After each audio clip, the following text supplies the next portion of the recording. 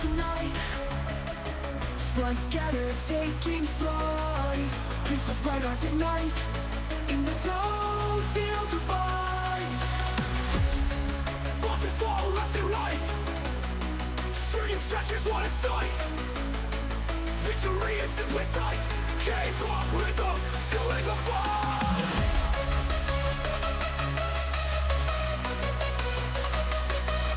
Digital dreams we chase in the virtual race.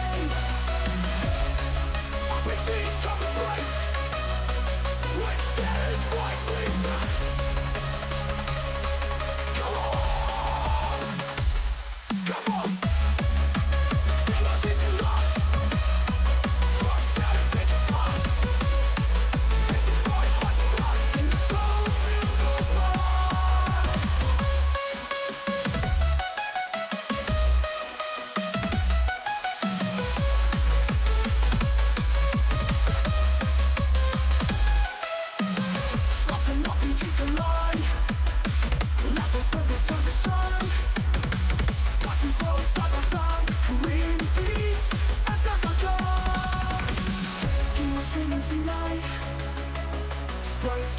Taking flight, pieces fly out tonight.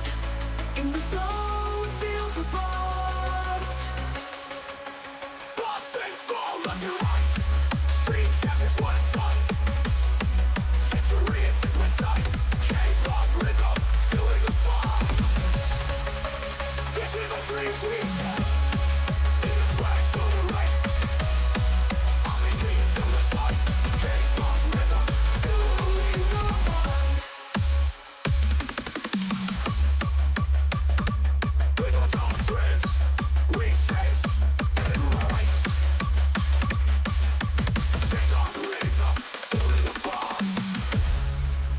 Digital dreams we chase in this virtual race.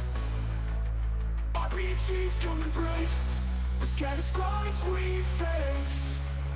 Digital dreams we chase in this virtual race. RPGs come embrace the scattered sprites we face.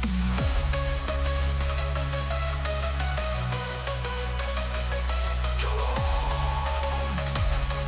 come on. The physical time.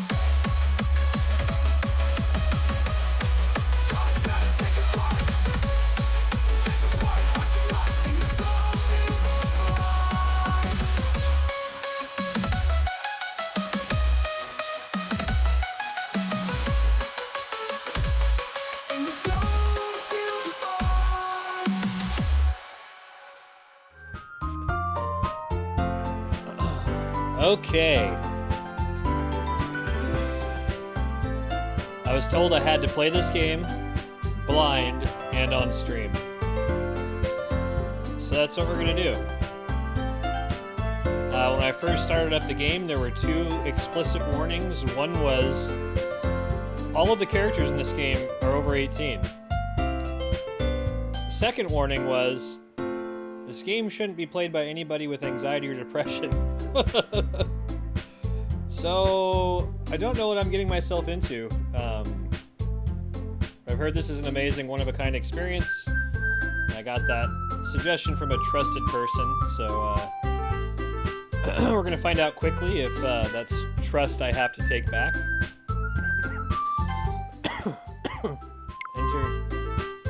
Enter your name. Okay.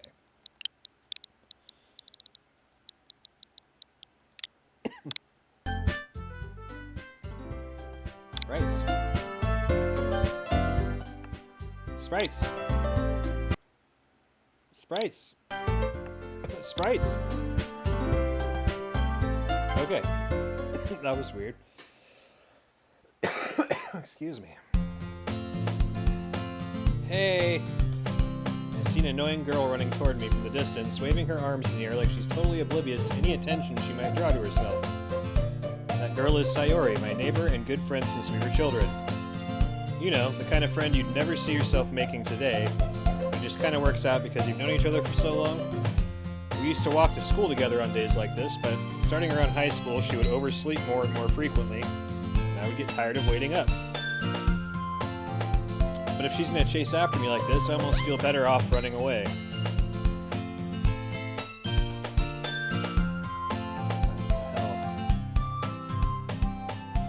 Bring down the volume of the game just a little bit. However, I just sigh and idle in front of the crosswalk and let Sayori catch up to me. Ha ha!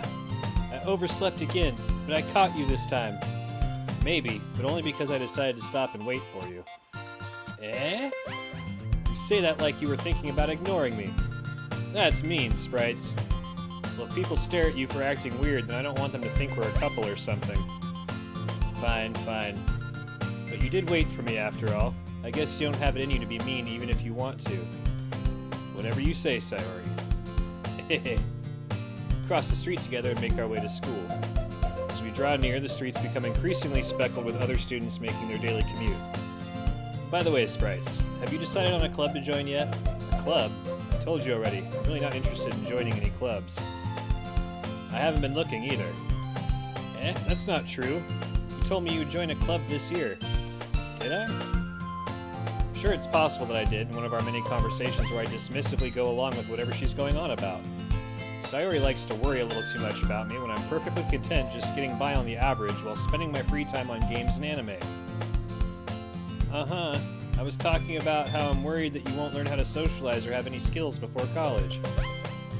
Your happiness is really important to me, you know. And I know you're happy now, but I'd die at the thought of you becoming a NEET in a few years because you're not used to the real world. You trust me, right? Don't make me keep worrying about you. Alright, alright. I'll look at a few clubs if it makes you happy. No promises, though. Will you at least promise me you'll try a little? Yeah, I guess I'll promise you that. Yay! Why did I let myself get lectured by such a carefree girl? More than that, I'm surprised I even let myself relent to her. I guess seeing her worry so much about me makes me want to ease her mind at least a little bit, even if she does exaggerate everything inside her head. School day is as ordinary as ever, and it's over before I know it. After I pack up my things, I stare blankly at the wall looking for an ounce of motivation. Clubs. Sayori wants me to check out some clubs. I guess I have no choice but to start with the anime club. Hello? Sayori? Sayori must have come into the classroom while I was spacing out. I look around and realize that I'm the only one left in the classroom. I thought I'd catch you coming out of the classroom, but I saw you just sitting here and spacing out, so I came in. Honestly, you're even worse than me sometimes. I'm impressed. You don't need to wait up for me if it's going to make you late for your own club. Well, I thought you might need some encouragement, so I thought, know what? Well, you could come to my club. Sayori. Yeah? There's no way I'm going to your club. Meanie. Sayori is vice president of the literature club. Not that I was ever aware that she had any interest in literature. In fact, I'm 99% sure she only did it because she thought it would be fun to help start a new club. Since she was the first one to show interest after the one who proposed the club, she inherited the title vice president. That said, my interest in literature is guaranteed to be even less. Yeah, I'm going to the anime club. Come on, please. Why do you care so much anyway? Well, I kind of told the club yesterday I would bring in a new member. And Natsuki made cupcakes and everything. Don't make promises you can't keep. I can't tell if Sayori is really that much of an airhead or if she's so cunning as to have planned all this out. I let out a long sigh. Fine, I'll stop by for a cupcake, okay? Yes, let's go. And thus, today marks the day I sold my soul for a cupcake. I dejectedly follow Sayori across the school and upstairs, the section of the school I rarely visit. Sayori, full of energy, swings open the classroom door. Everyone, the new member is here. I told you, don't call me a new member. I glance around the room. Welcome to the literature club. It's a pleasure meeting you. Sayori always says nice things about you. Seriously, you brought a boy? Way to kill the atmosphere. Ah, Sprites, what a nice surprise. Welcome to the club. All words escape me in this situation. This club is full of incredibly cute girls. What are you looking at? If you want to say something, say it. Sorry. Natsuki. Girl with a sour attitude whose name is apparently Natsuki is one I don't recognize. Her small figure makes her look like a first-year student. She's also the one who made cupcakes, according to Sayori. You can just ignore her when she gets moody. Sayori says that quietly into my ear, then turns back toward the other girls. Anyway, this is Natsuki, always full of energy, and this is Yuri, the smartest in the club. Don't say things like that. Yuri, who appears comparably more mature and timid, seems to have a hard time keeping up with people like Sayori and Natsuki. Well, it's nice to meet both of you. And it sounds like you already know Monika, is that right? That's right, it's great to see you again, Sprites. Monika smiles sweetly. We do know each other. Well, we rarely talk, but we were in the same class last year. Monika is probably the most popular girl in class. Smart, beautiful, athletic, basically completely out of my league. So having her smiling at me so genuinely feels a little... You too, Monika. Come, sit down, Sprites. We need room for you at the table so you can sit next to me or Monika. I'll get the cupcakes. Hey, I made them. I'll get them. Sorry, I got a little too excited. And how about I make some tea as well? The girls have a few desks arranged to form a table. As Sayori mentioned, it's been widened so there is one space next to Monika and one space next to Sayori. Natsuki and Yuri walk over to the corner of the room where Natsuki grabs a wrapped tray and Yuri opens the closet. Still feeling awkward, I take a seat next to Sayori. Natsuki proudly marches back to the table, tray in hand. Okay, are you ready? Ta-da! Whoa! Natsuki lifts the foil off the tray to reveal a dozen white, fluffy cupcakes decorated to look like little cats. The whiskers are drawn with icing, and little pieces of chocolate were used to make ears. So cute! I had no idea you were so good at baking, Natsuki. Well, you know. Just hurry and take one. Sayori grabs one first, then Monika. I follow. It's delicious. Sayori talks with her mouth full, and she has already managed to get icing on her face. I turn the cupcake around on my fingers, looking for the best angle to take a bite. Natsuki is quiet. I can't help but notice her sneaking glances in my direction. Is she waiting for me to take a bite? I finally bite down. The icing is sweet and full of flavor. I wonder if she made it herself. This is really good. Thank you, Natsuki. Why are you thanking me? It's not like haven't I heard this somewhere before? Made them for you or anything. I thought you technically did. Sayori said, well, maybe, but not for, you, dummy. Alright. I give up on Natsuki's weird logic and dismiss the conversation. Yuri returns to the table carrying a tea set. She carefully places a teacup in front of each of us before setting down the teapot next to the cupcake tray. You keep a whole tea set in this classroom? Don't worry, the teachers gave us permission. After all, doesn't a hot cup of tea help you enjoy a good book? I guess. Don't let yourself get intimidated. Yuri's just trying to impress you. That's not... Insulted, Yuri looks away. I meant that, I believe you. Well, tea and reading might not be a pastime for me, but at least I enjoy tea. I'm glad. Yuri faintly smiles to herself in relief. Monika raises an eyebrow and then smiles at me. So what made you consider the literature club? I was afraid of this question. Something tells me I shouldn't tell Monika that I was practically dragged here by Sayori. Well, I haven't joined any clubs yet, and Sayori seemed really happy here, so... That's okay, don't be embarrassed. We'll make sure you feel right at home, okay? As president of the Literature Club, it's my duty to make the club fun and exciting for everyone. Monika, I'm surprised. How come you decided to start your own club? You could probably be a board member for any of the major clubs. Weren't you a leader of the debate club last year? Aha, well, to be honest, I can't stand all of the politics around the major clubs. It feels like nothing but arguing about the budget and publicity and how to prepare for events. I'd much rather take something I personally enjoy and make something special out of it. If it encourages others to get into literature, then I'm fulfilling that dream. Monika really is a great leader. Yuri also nods in agreement. But I'm surprised there aren't more people in the club yet. It must be hard to start a new club. You could put it that way. Not many people are very interested in putting out all the effort to start something brand new. Especially when it's something that doesn't grab your attention, like literature. You have to work hard to convince people that you're both fun and worthwhile. But it makes school events like the festival that much more important. I'm confident that we can all really grow this club before we graduate. Right, everyone? Yeah! We'll do our best. You know it! Everyone enthusiastically agrees. Such different girls, all interested in the same goal. Monika must have worked really hard just to find these three. Maybe that's why they were all so delighted by the idea of a new member joining. Though I still don't really know if I can keep up with their level of enthusiasm about literature. So, Sprites, what kind of things do you like to read? Well, considering how little I've read these past few years, I don't really have a good way of answering that. Manga! I uttered quietly myself, half joking. Natsuki's head suddenly perks up. It looks like she wants to say something, but she keeps quiet. Not much of a reader, I guess. Well, that can change. What am I saying? I spoke without thinking after seeing Yuri's sad smile. Anyway, what about you, Yuri? Well, let's see. Yuri traces the rim of her teacup with her finger. My favorites are usually novels that build deep and complex fantasy worlds. Like Bestowed. The level of creativity and craftsmanship behind them is amazing to me. And telling a good story in such a foreign world is equally impressive. Yuri goes on, clearly passionate about her reading. She seems so reserved and timid since the moment I walked in, but it's obvious by the way her eyes light up that she finds her comfort in the world of books, not people. But you know, I like a lot of things. Stories with deep psychological elements usually immerse me as well. Isn't it amazing how a writer can be so deliberately take advantage of your own lack of imagination to completely throw you for a loop? Anyway, I've been reading a lot of horror lately. I read a horror book once. I desperately grasped something I could relate to at the minimal level.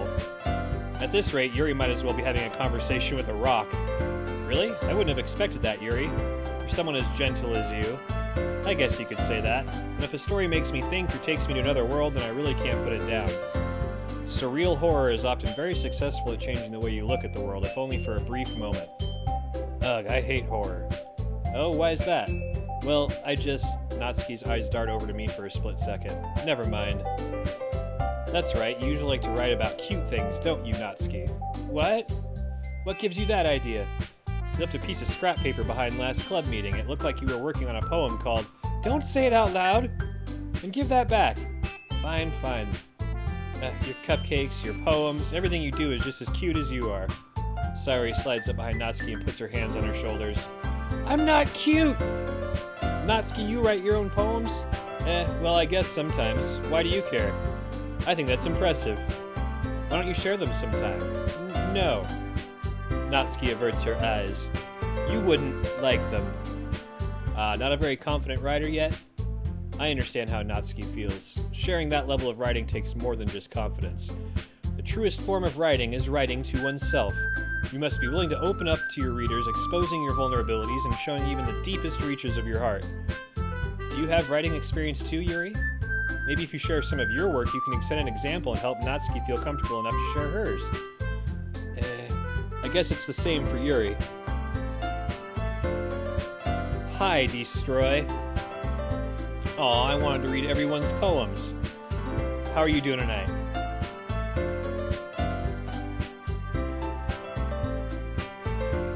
I'm checking out this bizarre game on the reference from a good friend, so we're giving it the honest shot here. It's pretty timid and chill so far. Doing pretty good. Nice and relaxed. I hear this game gets pretty weird though, so I think I'm in for quite a ride. We all sit in silence for a moment. Okay, I have an idea, everyone. Natsuki and Yuri look quizzically at Monica. Let's all go home and write a poem of our own. Then, next time we meet, we'll all share them with each other. That way, everyone is even. Yeah, no, I have somebody I really trust who recommended this and say it's a good game for streaming. And also that it's very out there. They told me not to look up anything about it. So I'm playing this completely blind. I have no idea what's going on other than I know from what they say it gets very extreme and very weird.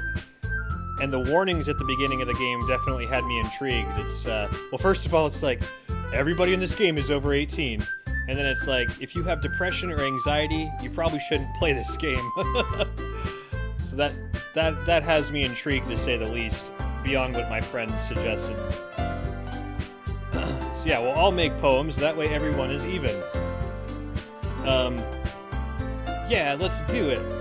Plus, now that we have a new member, I think it will help us all get a little more comfortable with each other and strengthen the bond of the club. Isn't that right, Sprites?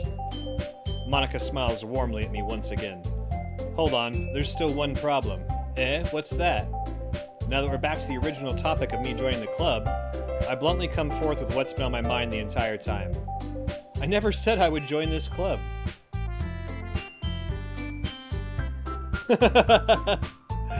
Yeah, definitely. I mean, mostly. But I think that disclaimer is there for a reason, for some people that think all anime characters are 5,000-year-old witches that look 10, you know. That is kind of a thing. Sayori may have convinced me to stop by, but I never made any decision. I still have other clubs to look at, and I lose my train of thought. All 4 girls stare back at me with dejected eyes. But, I'm sorry, I thought, sprites. You all... I'm defenseless against these girls. How am I supposed to make a clear-headed decision when it's like this? That is, if writing poems is the price I need to pay in order to spend every day with these beautiful girls. Right. Okay, I've decided then. I'll join the literature club. One by one, the girls' eyes light up. Yes, I'm so happy. Sayori wraps her arms around me, jumping up and down. Hey! You really did scare me for a moment. If you really just came for the cupcakes, I'd be super pissed. And that makes it official. Welcome to the literature club. Yo, Gandhi, what's up, man? We're getting into the cultured stuff here, man. Ah, thanks, I guess. Okay, everyone. I think with that we can officially end today's meeting on a good note. Everyone remember tonight's assignment. Yeah. It certainly seems that way. Everyone remember tonight's assignment. Write a poem to bring to the next meeting so we can all share. Monica looks over at me once more. Sprites, I look forward to seeing how you express yourself. Yeah. Can I really impress the class, star Monica, with my mediocre writing skills? I already feel the anxiety welling up inside me. Meanwhile, the girls continue to chit-chat as Yuri and Natsuki clean up their food. Is this one of those sex pervert games? Diving into the culture with 2 fingers, huh? So, I don't know anything about this game, Gandhi, other than it's not what it seems at first, and apparently it gets pretty extreme. But when I first started up the game, it gave me 2 warnings. First of all, it said, warning, all the characters are over 18. That's what it said first. And then it said, if you have anxiety or depression, you probably shouldn't play this game. So I don't know where it's going to go. I don't know what I'm getting myself into. But a very trusted friend told me to play this. And I'm at least going to give it a college try. Can she stop leaning? She's going to get scoliosis. Yeah, I've heard very little about it, and they told me, my friend told me to specifically don't look anything up about this. It's really easy to spoil it. So I ordered it because it was cheap, and I just like having more Switch games on the shelf anyways, so let's see if it earns its place on my shelf. Hey, Sprite, since we're already here, do you want to walk home together? That's right, Sayori and I never walk home together anymore because she always stayed after school for clubs. Sure, might as well. Yeah, no, it seems like it's gonna get into some crazy shit. What did you play last, Destroy? I haven't really delved very far into visual novels. I've only played a couple. And I like the ones that are very sci-fi and out there. I played Silver Case, 2425, or whatever, the combo pack of Suda51's visual novels. And I've heard that AI Selenium Files is pretty good. That one seems pretty great. I didn't play anything after Metal Gear Solid 3. I've got a lot to catch up on that series, if I ever get back to it.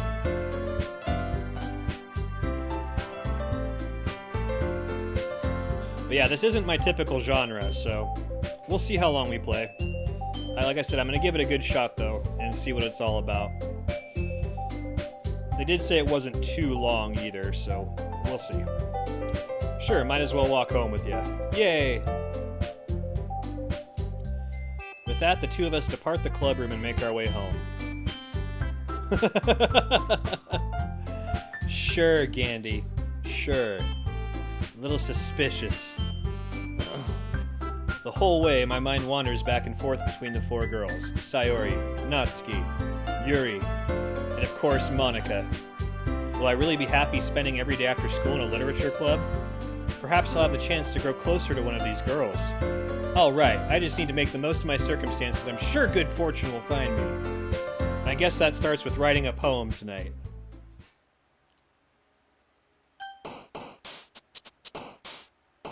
The only thing I know for real? Is that a song or a band or?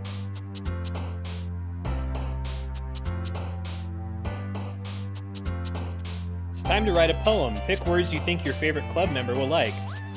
Something good might happen with whoever likes your poem the most.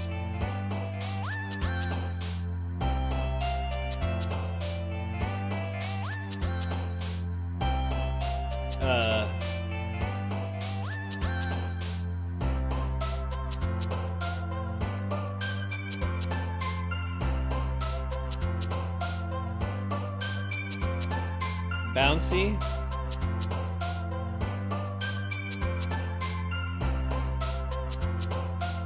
Oh, for sure. Well, let me throw that in my queue for later. And yeah, I'm not like opposed to playing those playing those games. It's just I've been kind of on a kick of trying to get through my backlog on the Switch.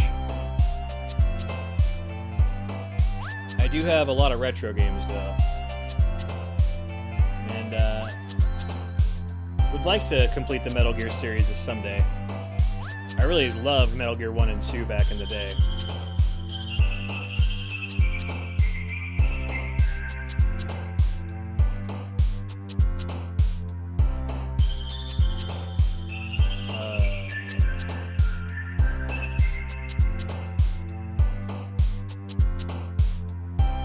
Alright, I found it. I'll check that out later for sure.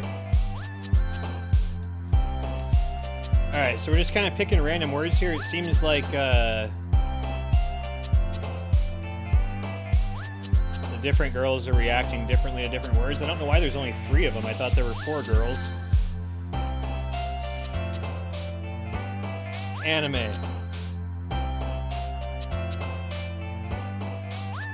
Who doesn't like bouncy?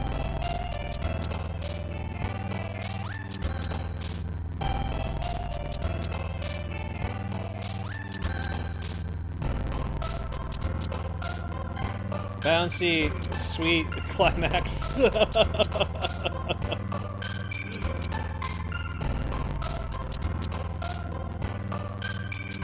Okay, so none of them like climax. That's interesting.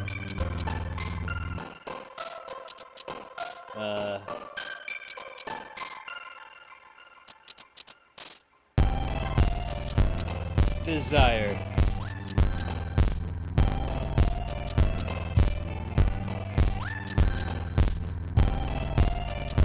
What the fuck is going on?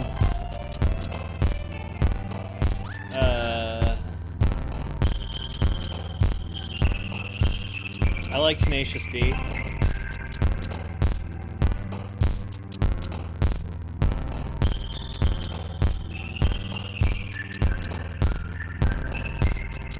Unrequited. Nah, I like adventure. This feels like a Rorschach test of some kind.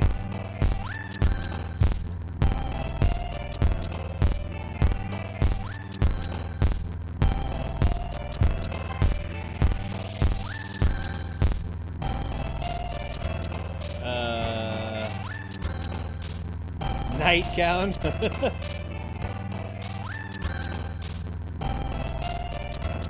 Infinite.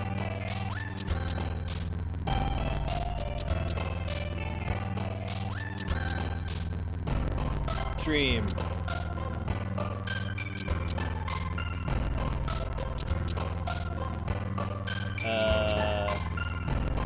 Bliss? A fucking nibble.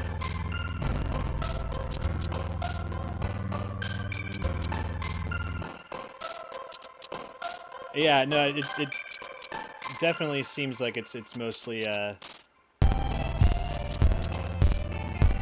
mostly quite a random set, and since there's 20 choices, it'd be really hard to have something set by all 20 choices. Just knowing what I know about programming, that'd be a fucking mess.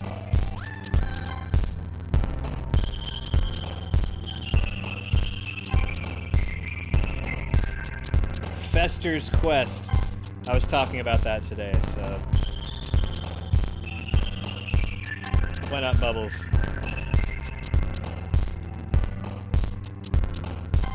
Vibrant. I like cats. Melody.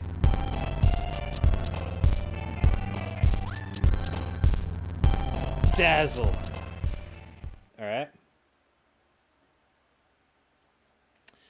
That was a lot of choices.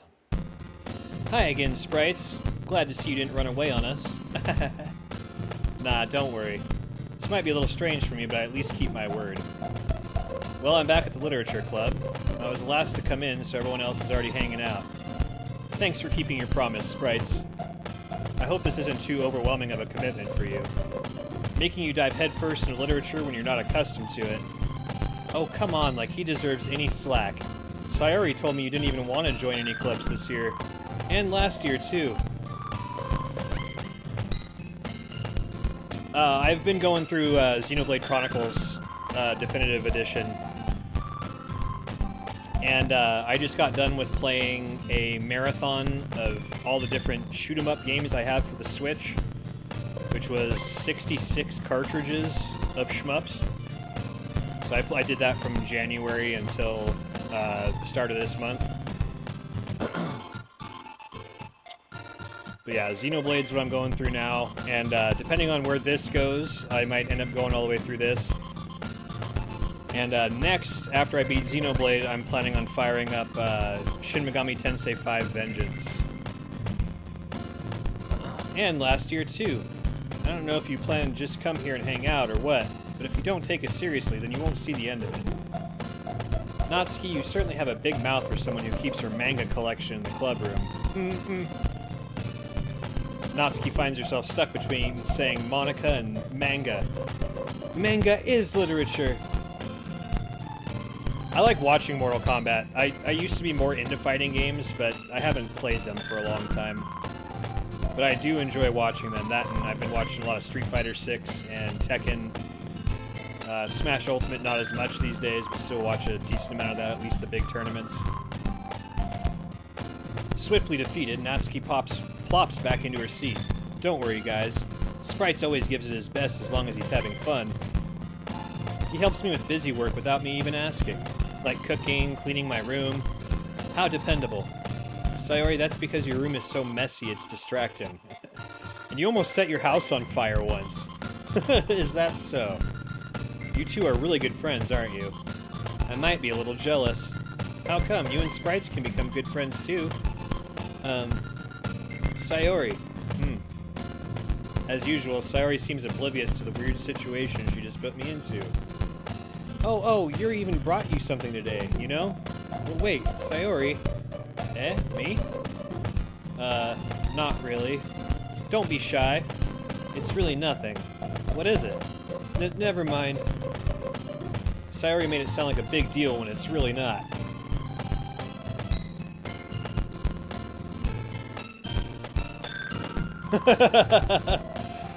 Oh, well, Xenogears is what got me started with that series, man. Like, I've been following Tetsuya since I was a teenager because of that game.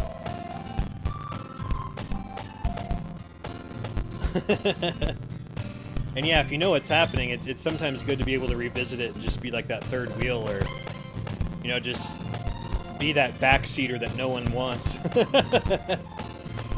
Dog shit at Mortal Kombat. Yeah, I've been really enjoying watching people play Reptile.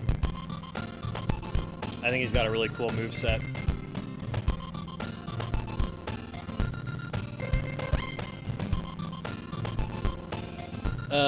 What do I do? I'm sorry, Yuri, I wasn't thinking. Guess that means it's up to me to rescue this situation. Hey, don't worry about it. First of all, I wasn't expecting anything in the first place, so any nice gesture from you is a pleasant surprise. It'll make me happy no matter what. Is that so? Yeah, I won't make a big deal if you don't want it to be. Alright, well here. Yuri reaches into her bag and pulls out a book. I didn't want you to feel left out, so I picked out a book that I thought you might enjoy. It's a short read, so it should keep your attention even if you don't usually read. And we could, you know, discuss it if you wanted.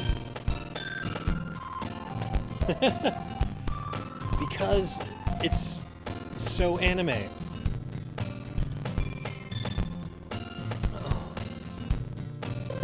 I prefer long hair to short hair, though. I would say that. But that's pretty damn long.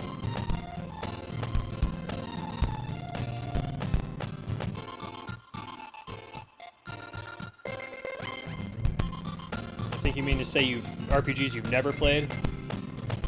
That would be pretty cool, man. Like, do you have any in mind that you've wanted to play? That you've never played? Hey, I figured it out. I was able to read through the autocorrect. And what the fuck is a brevet? How is this girl accidentally being so cute? She even picked out a book she thinks I'll like, despite me not reading much. Yuri, thank you, I'll definitely read this. I enthusiastically take the book. Phew. Well, you can read it at your own pace. I look forward to hearing what you think. Yeah, what the fuck is brevet? God damn it, I'm curious now. It has to be something since it auto-corrected to it, right?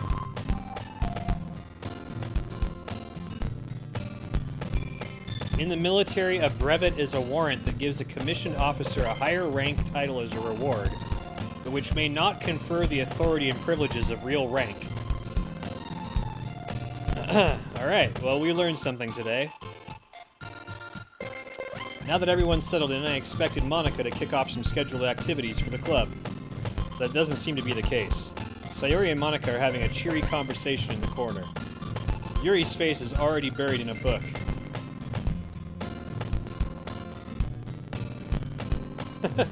Why is that? Ain't obvious here, I just met you.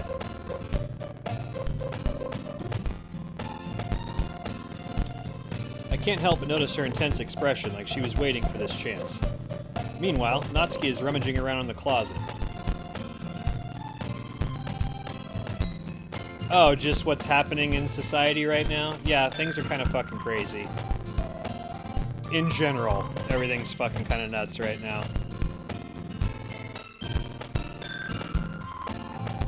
Well, it may suck. I mean, like, I only feel it's worth paying attention to because I have a kid, and I'm trying to help him make sense of the world right now. And it's not easy. It's been very challenging. I'm really curious to talk to Yuri a little bit more, but at the same time, I would feel bad for her distracting her from reading. I catch a glimpse of the cover of her book. It looks like the same book that she lent to me. More than that, she seems to be on the first few pages. Crap. I think she noticed me looking at her. She sneaks another glance at me and our eyes meet for a split second. That only makes her hide her face deeper in her book. Sorry. I was just spacing out. I muttered this, sensing I made her uncomfortable. Oh, it's fine. If I was focused, then I probably wouldn't have noticed in the first place. But I'm just rereading a bit of this, so... That's the book you gave me, right? Mm-hmm. I wanted to reread some of it. Not for any particular reason. Just curious, how come you have two copies of the same book? Well, when I stopped at the bookstore yesterday... that's not what I meant. I mean, I just happened to buy two of them. I see. There's something fairly obvious here that Yuri isn't telling me, but I decided to let it go. I think brevet was intentional there. That second time.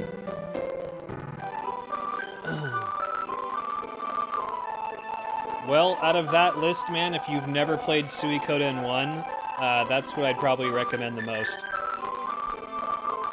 That's a goddamn treasure.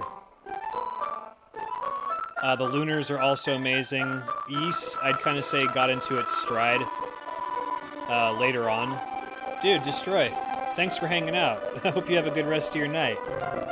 I am enjoying myself so far, and I hope it continues this way. Best of luck with your Mortal Kombating and hanging out. Hope you have a good night. But yeah, Gandhi, Suikoden 1 is one of my very favorites, and I am a little biased. It's one of the first RPGs I ever played. All the way through to completion, at least. I fucking love that game.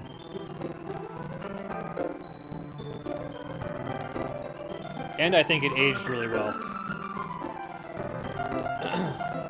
And apparently it's getting an HD remaster, but we haven't seen anything about that for like over a year and a half. They announced it and then like nothing.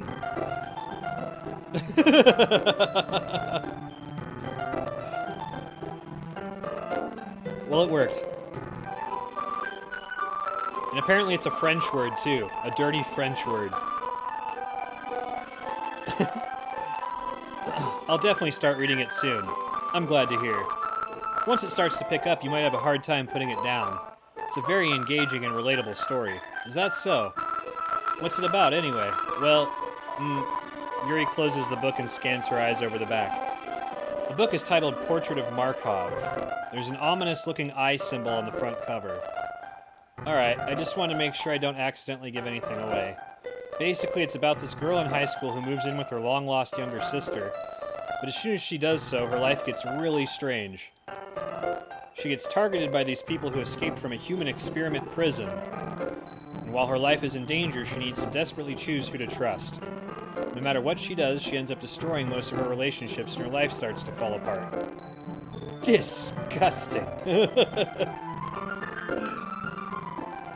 That's kind of dark, isn't it? Yuri made it sound like it was going to be a nice story, so that dark turn came from nowhere. Yuri gently giggles all of a sudden. Are you not a fan of that sort of thing, Sprites? No, it's not that. I mean, I can definitely enjoy those kinds of stories, so don't worry. I hope so. Yeah, I totally forgot that Yuri is into those things. She's so shy and reclusive on the outside, but her mind seems to be completely different.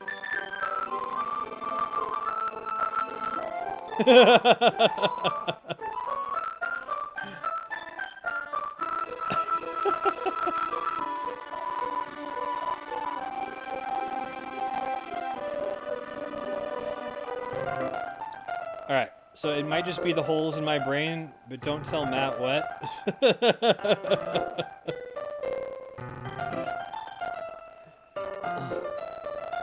I think there might be some holes in my brain, Gandalf. Sometimes I gotta get things spelled out for me. It's just that those kinds of stories, they challenge you to look at life from a strange new perspective. And horrible things happen not just because someone wants to be evil, but because they have their own goals, or their own philosophy that they believe in. And suddenly, when you thought you related to the protagonist, they're made out to be the naive one for letting their one-sided morals interfere with the villain's plans. I'm rambling, aren't I? Yeah? Well, the levels are a little high, but it's not peeking into the red. My microphone seems a bit high, though. Oh, don't tell... Okay. Don't tell him that we're using French. Got it. Got it. See, it just took a little bit of reminding me. Thank you. I'm on board now. And yeah, I wouldn't tell anybody that I was using French.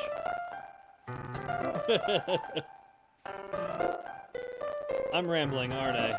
Not again. I'm sorry. Hey, don't apologize. I haven't lost interest or anything.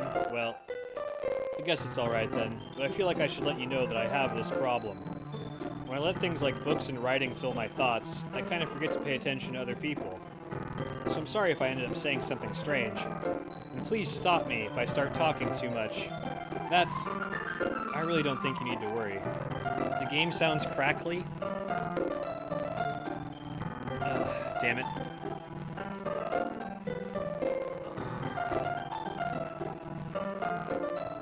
I've been having some weird stuff with my audio, dude. Like... Ever since I put in a new graphics card, a new RAM, I also updated my BIOS, which I hadn't done for a long time. And that did some fucky things. I'm wondering if that's causing issues. Let me try something here real fast.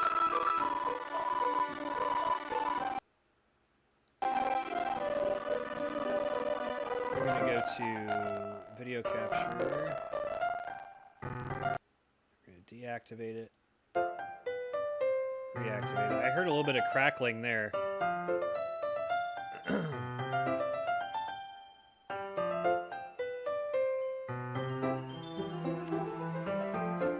sure. I appreciate that.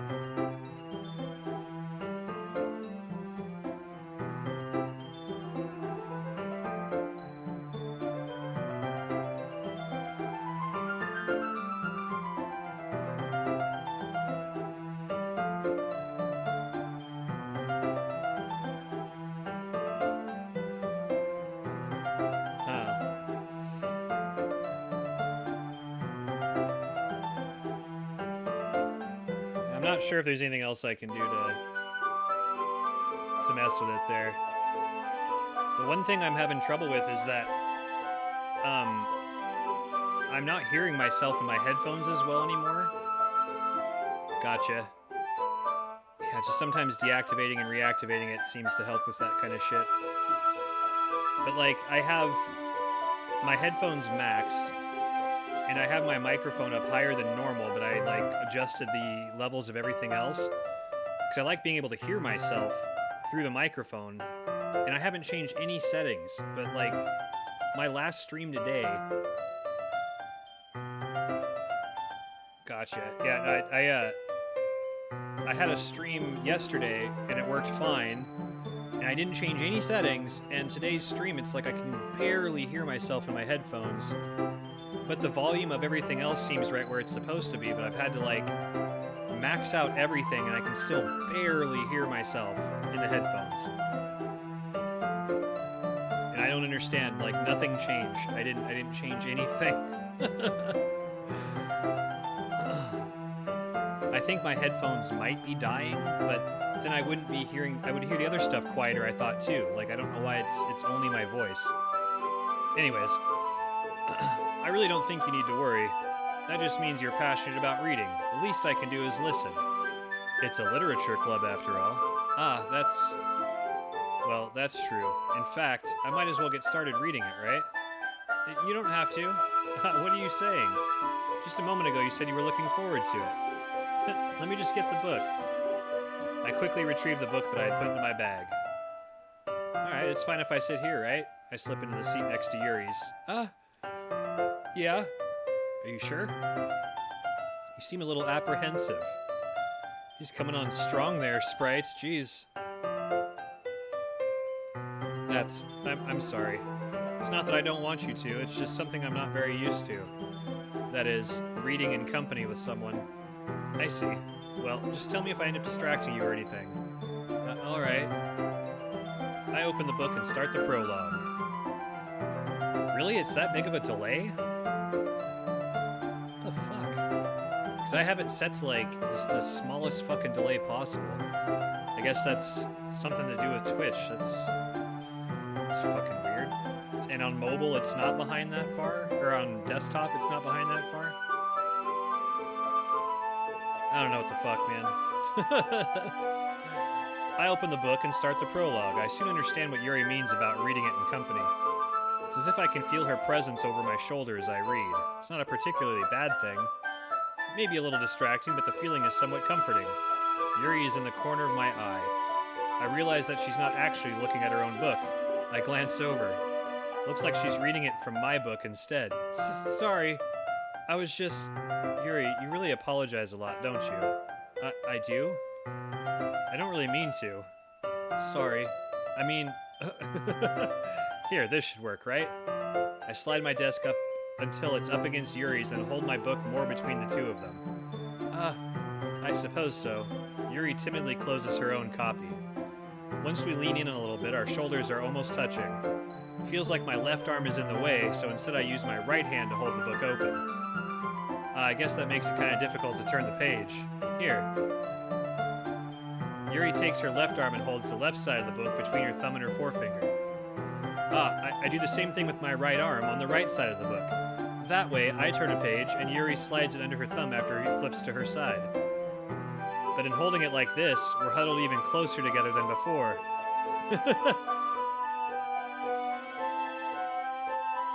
Oh, gotcha. Oh, you're watching it on the RP3? Nice. Those little things are amazing. It's actually kind of distracting me. It's as if I can feel the warmth of Yuri's face, and she's in the corner of my vision. Are you ready? to turn the page. Ah, sorry. I think I got a bit distracted for a second. Glance over at Yuri's face again and our eyes meet. I don't know how I'll be able to keep up with her. That's okay. You're not as used to reading, right? I don't mind being patient if it takes you a bit longer. It's probably the least I can do, since you've been so patient with me. Yeah, thanks. We continue reading. Yuri no longer asks me if I'm ready to turn the page. Instead, I just assume that she finishes the page before me, so I turn it by my own volition. We continue the first chapter in silence. Even so, turning each page almost feels like an intimate exchange. My thumb gently letting go of the page, letting it flutter over to her side as she catches it under her own thumb. What is this smut? Yeah, they do seem to be pretty nice. Again, like, I'm waiting until the Switch dies to buy any new hardware.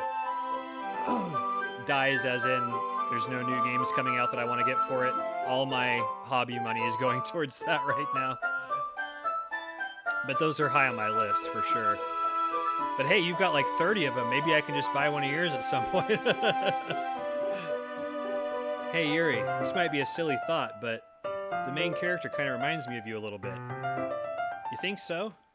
How does she? Well, I guess she's more blunt in a lot of ways, but she also second-guesses all the things that she says and does. Like, she's afraid she'll do something wrong. It's not like I can see into your head or anything, but they're kind of reminiscent of some of your mannerisms. I see. Yuri remains silent for a moment. But Sprites, that's probably a terrible thing to have in common with her. Ugh, it's so embarrassing that you think that. Wait. I didn't mean it in a bad way or anything. Sorry, I really didn't know you were self-conscious about that sort of thing. I guess I more meant that it's kind of cute. What are you saying all of a sudden? Okay, everyone. I think it's about time we share today's poems with each other. We might not have enough time if we wait too long. Yuri exhales, spared from finishing her thought. Is that alright, Yuri? You look kind of down. I'm sorry if you haven't been looking forward to this. It's fine.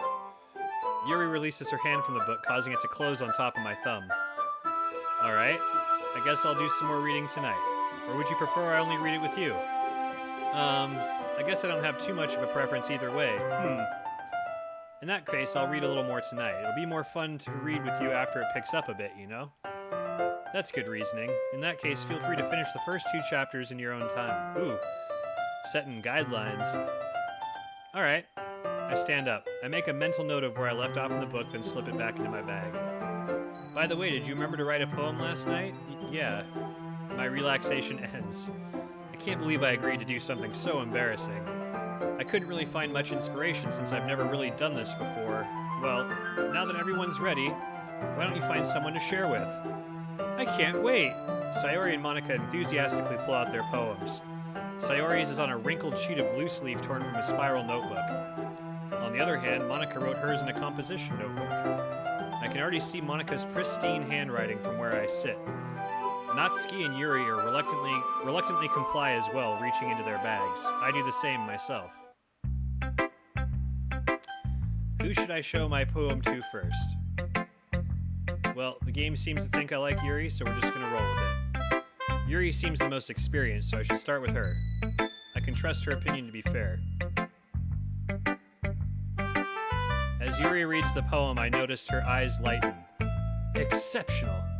Eh? What was that? Huh? Did I say that out loud? Yuri first covers her mouth and ends up covering her whole face. He's gonna hate me. You really didn't do anything wrong, Yuri. Eh? I guess you're right. What am I getting so nervous for? Yuri takes a breath. So, what kind of writing experience do you have? Your use of imagery and metaphors indicates you've written a lot of poetry before. Really? Wow, that's a huge compliment coming from you. This is actually my first time, really. Huh? Yuri stares at me blankly, then looks at my poem again. Well, I know that. I just meant, Yuri trails off, unable to find an excuse. She traces her finger along the words in the poem as if breaking it down more thoroughly. Yeah, okay. This is the reason I was able to tell. It's just that there are specific writing habits that are usually typical of new writers. And having been through that myself, I kind of learned to pick up on that. I think the most noticeable thing I recognize in new writers is that they try to make their style very deliberate. In other words, they tend to pick a writing style separate from the topic matter, and they form-fit the two together. The end result is that both the style and the expressiveness are weakened. Once Yuri finds her train of thought, it's as if her demeanor totally changes. Her stammering is completely gone, and she sounds like an expert. Of course, that's not something you can be blamed for. There are so many different skills and techniques that go into writing even a simple poem. Yeah, being an author is a hard job. It's hard work being an author and making sure you don't make any grammatical errors or mistakes, or end up having to rewrite it because of pacing or structure or anything like that. Not just finding them and building them, but getting them to work together is probably the most challenging part. It might take you some time, but it all comes with practice and learning by example and trying new things. I also hope that everyone else in the club gives you valuable feedback. Natsuki can be a little biased, though. Biased? How? Well, never mind. I shouldn't be talking about people like that. Sorry. It's fine. I'm not sure if Yuri is apologizing to herself, to me, or to Natsuki. Do you mind if I read your poem now? Please do. I'd love to share my thought process behind it. Yuri smiles dreamily as if that's a rare opportunity for her. Which itself is kind of funny. After all, isn't this supposed to be a literature club? Ghost under the light. The tendrils of my hair illuminate beneath the amber glow. Bathing. It must be this one. The last remaining streetlight to have withstood the test of time. The last yet to be replaced by the sickening blue-green hue of the future. I bathe. Calm. Breathing air of the present but living in the past. The light flickers. I flicker back. I'm sorry I have such terrible handwriting. What? I wasn't thinking that at all. But it took you a long time to read. Well, I just don't read script very often. I actually think your handwriting is pretty. That's a relief. Also, I like the poem. Even though it's short, it was really descriptive. It wasn't too short? I usually write longer poems. Not at all. I'm really glad you like it. I'll be honest, since it's our first time sharing, I wanted to write something a little more mild. Something easy to digest, I suppose. Are you into ghosts, Yuri? Actually, the story isn't about ghosts at all, Sprites. Really? I must have totally missed the point. Well, I suppose you did only glance it over, after all. But remember that poets often express their own thoughts, feelings, and experiences in their work. They usually do more than tell a simple story or paint a picture. In this case, perhaps the subject of the poem is only being symbolically compared to a ghost, lingering in her last remaining place of comfort, unable to let go of the past, and soon to be left with nothing. That's a lot more solemn, putting it that way. I haven't even thought of that. That's impressive. It's nothing, really. Yours was impressive too, so, if anything, I could probably learn a thing or two from you. You think so? Yeah, of course. You know, I was really nervous about doing all this, but in the end I enjoyed it. I'm gonna keep doing my best for you, Sprites. Me too. This is very cheesy so far.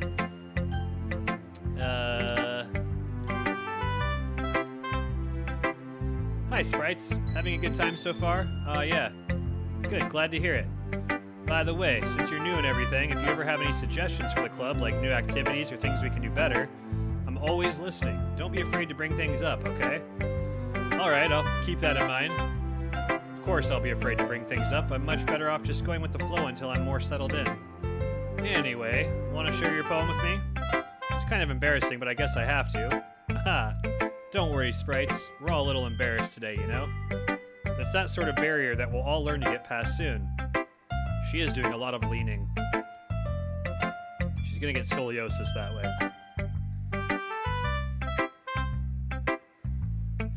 I hand Monica my poem. Great job, Sprites. I was going ooh in my head while reading it. It's really metaphorical. I'm not sure why, but I didn't expect you to go for something so deep.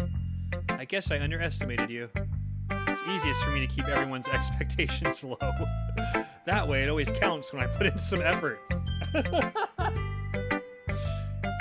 That's not very fair. Well, I guess it worked anyway. You know that Yuri likes this kind of writing, right? Writing that's full of imagery and symbolism. Unlike Sayori, who likes using simple and direct words to describe happiness and sadness, Yuri likes it when readers are left to derive their own meaning out of it. It's very challenging to write like that effectively, both allowing people to get something out of it just by feel, or letting them deeply analyze all of the nuances. It can take years of practice, which I'm assuming Yuri has at this point. I never really asked though. I'm sure I'm nowhere near her level yet. Don't worry so much about that. You do your own thing. Just keep exploring and learn by trying new things. I'm sure I'll end up trying different things a lot. It could take a while before I feel comfortable doing this. That's okay. I'd love to see you try new things. It's the best way to find the kind of style that suits you. Everyone else might be a little biased toward their own kinds of styles, but I'll always help you find what suits you the most, so don't force yourself to write the way everyone else wants you to write. It's not like you have to worry about impressing them or anything. Anyway, do you want to read my poem now? Don't worry, I'm not very good. You sound pretty confident for someone who claims to not be very good. Well, that's because I have to sound confident. Doesn't mean I always feel that way, you know? I see. Well, let's read it then. Hole in wall. It couldn't have been me. See, the direction the spackle protrudes, a noisy neighbor, an angry boyfriend. I'll never know. I wasn't home. I peer inside for a clue. No, I can't see. I reel, blind, like a film left out in the sun. But it's too late. My retinas, already scorched with a permanent copy of a meaningless image. It's just a little hole. It wasn't too bright. It was too deep, stretching forever into everything. A hole of infinite choices. I realize now that I wasn't looking in. I was looking out. And he, on the other side, was looking in. So what do you think? It's very freeform, if that's what you call it. Sorry, I'm not really the right person to ask for feedback. It's okay. Yeah, that kind of style has gotten pretty popular nowadays. That is, a lot of poems have been putting emphasis on the timing between words and lines. When performed out loud, it can be really powerful. What was the inspiration behind this one? Well, I'm not sure if I know how to put it. I guess you could say I had some kind of epiphany recently. It's been influencing my poems a bit. An epiphany? Yeah, something like that. I'm kind of nervous to talk about deep stuff like that because it's kind of coming on strongly. Maybe after everyone is better friends with each other. Anyway, here's Monica's writing tip of the day. Sometimes when you're writing a poem or a story, your brain gets too fixated on a specific point. If you try so hard to make it perfect, then you'll never make any progress. Just force yourself to get something down on the paper and tidy it up later. Another way to think about this. If you keep your pen in the same spot for too long, you'll just get a big dark puddle of ink. So just move your hand and go with the flow. That's my advice for today. Thanks for listening. Oh boy, I've got to show it to everybody. How nerve-wracking. This is a good poem, Sprites. Are you sure it's your first time? Of course, it's not that good. Am I the kind of guy who'd be writing poems in his spare time? I guess you're right. That's why it impressed me. Well, to be honest, I was afraid that you wouldn't do it seriously, or that you wouldn't write one at all. I'm really happy just that you wrote one. It just reminds me of how you're really a part of the club now, not to mention the fact that I'm standing in front of you in the club room. Well, of course. I'm not really into it yet, but that doesn't mean I'll break my promise. See? It's like I said before, Sprites. Deep down, you're not selfish at all, you know? Trying new things like this for other people, that's something that only really good people do. Thanks, Sayori. I'm not sure if Sayori sees the full picture of my motive here. Then again, I can't deny that she's part of the reason I joined, knowing how much this means to her and all. Yeah, and I'm gonna make sure you have lots of fun here, okay? That will be my way of thanking you. Alright, I'm gonna hold you to that then. Yay! Now you'll read my poem too, right? Don't worry, I'm really bad at this. We'll see about that. Dear sunshine, the way you glow through my blinds in the morning, it makes me feel like you missed me. Kissing my forehead to help me out of bed, making me rub the sleepy from my eyes. Are you asking me to come out and play? Are you trusting me to wish away a rainy day? I look above. The sky is blue. It's a secret, but I trust you too. If it wasn't for you, I could sleep forever. But I'm not mad. I want breakfast. Sayori, this is just a guess, but did you wait until this morning to write this? No? Just a little bit. You can't answer just a little bit to yes or no question. I forgot to do it last night. At least that makes me feel a little better about myself. Don't be mean. I still tried my best. Oh, yeah. I didn't mean to say it like it was a bad poem. It came out nice, or how should I put it? It sounds like you. Really? Yeah. Especially that last line. I made eggs and toast. Even though you were late to school? It's bad to skip breakfast. I get all cranky. I guess there's no point in arguing. Anyway, thanks for showing me. This was so much fun. Monica's the best. Oh yeah, but next time I won't forget. And I'm gonna write the best poem ever. Well, I guess I look forward to it. Natsuki. Well, it's about what I expected from someone like you. That's a little blunt. Well, excuse me. It's not like I said it was bad. It just didn't evoke any emotions. So basically, it's not cute enough for your tastes? Do you want to get smacked? I'll pass. Well, anyway, I guess I need to show you mine. Not that you'll like it. Eagles can fly. Monkeys can climb. Crickets can leap. Horses can race. Owls can seek. Cheetahs can run. Eagles can fly. People can try, but that's about it. Fuck. Yeah, I told you that you weren't gonna like it. I like it. What? Just be honest. I am. Why are you so convinced that I wouldn't like it? Well, because everyone in high school thinks that writing has to be all sophisticated and stuff. So people don't even take my writing seriously.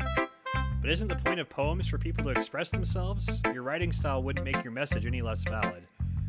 Yes, exactly. I like it when it's easy to read, but it hits you hard. Like in this poem. Seeing everyone around you do great things can be really disheartening, so I decided to write about it. Yeah, I understand. But the other nice thing about simple writing is that it puts more weight on the wordplay. Like, I set up for a rhyme at the end, but then made it fall flat on purpose. It helps bring out the feeling in the last line. So you did. I guess more went into it than I realized. That's what it means to be a pro. I'm glad you learned something. Didn't expect that from the youngest one here, did you? Yeah, I guess not. I decided to humor her with that last comment. I don't really care how old everyone is, but if Natsuki is feeling proud, then I won't take that away from her. Phew. I guess that's everyone. I glanced around the room. That was a little more stressful than I anticipated. It's as if everyone is judging me for my mediocre writing abilities. Even if they're just being nice, there's no way my poems can stand up to theirs.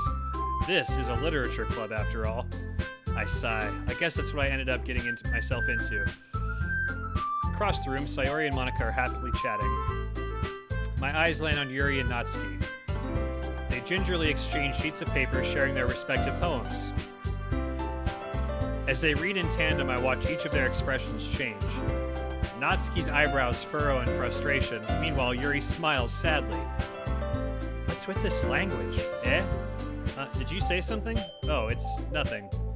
Natsuki dismissively returns the poem to the desk with one hand. I guess you could say it's fancy.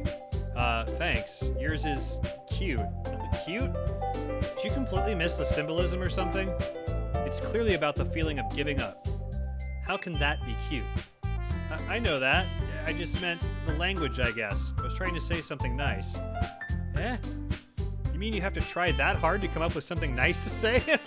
Thanks, but it really didn't come out nice at all. Well, I do have a couple suggestions. Huh. If I was looking for suggestions, I would have asked someone who actually liked it. Which people did, by the way. Sayori liked it, and Sprites did too. So based on that, I'll gladly give you some suggestions of my own. First of all, excuse me, I appreciate the offer, but I've spent a long time establishing my writing style. I don't expect it to change anytime soon unless, of course, I come across something particularly inspiring, which I haven't yet. And Sprites liked my poem too, you know. He even told me he was impressed by it. Natsuki suddenly stands up. Oh? I didn't realize you were so invested in trying to impress our new member, Yuri. Eh? That's not what you're just... Yuri stands up as well.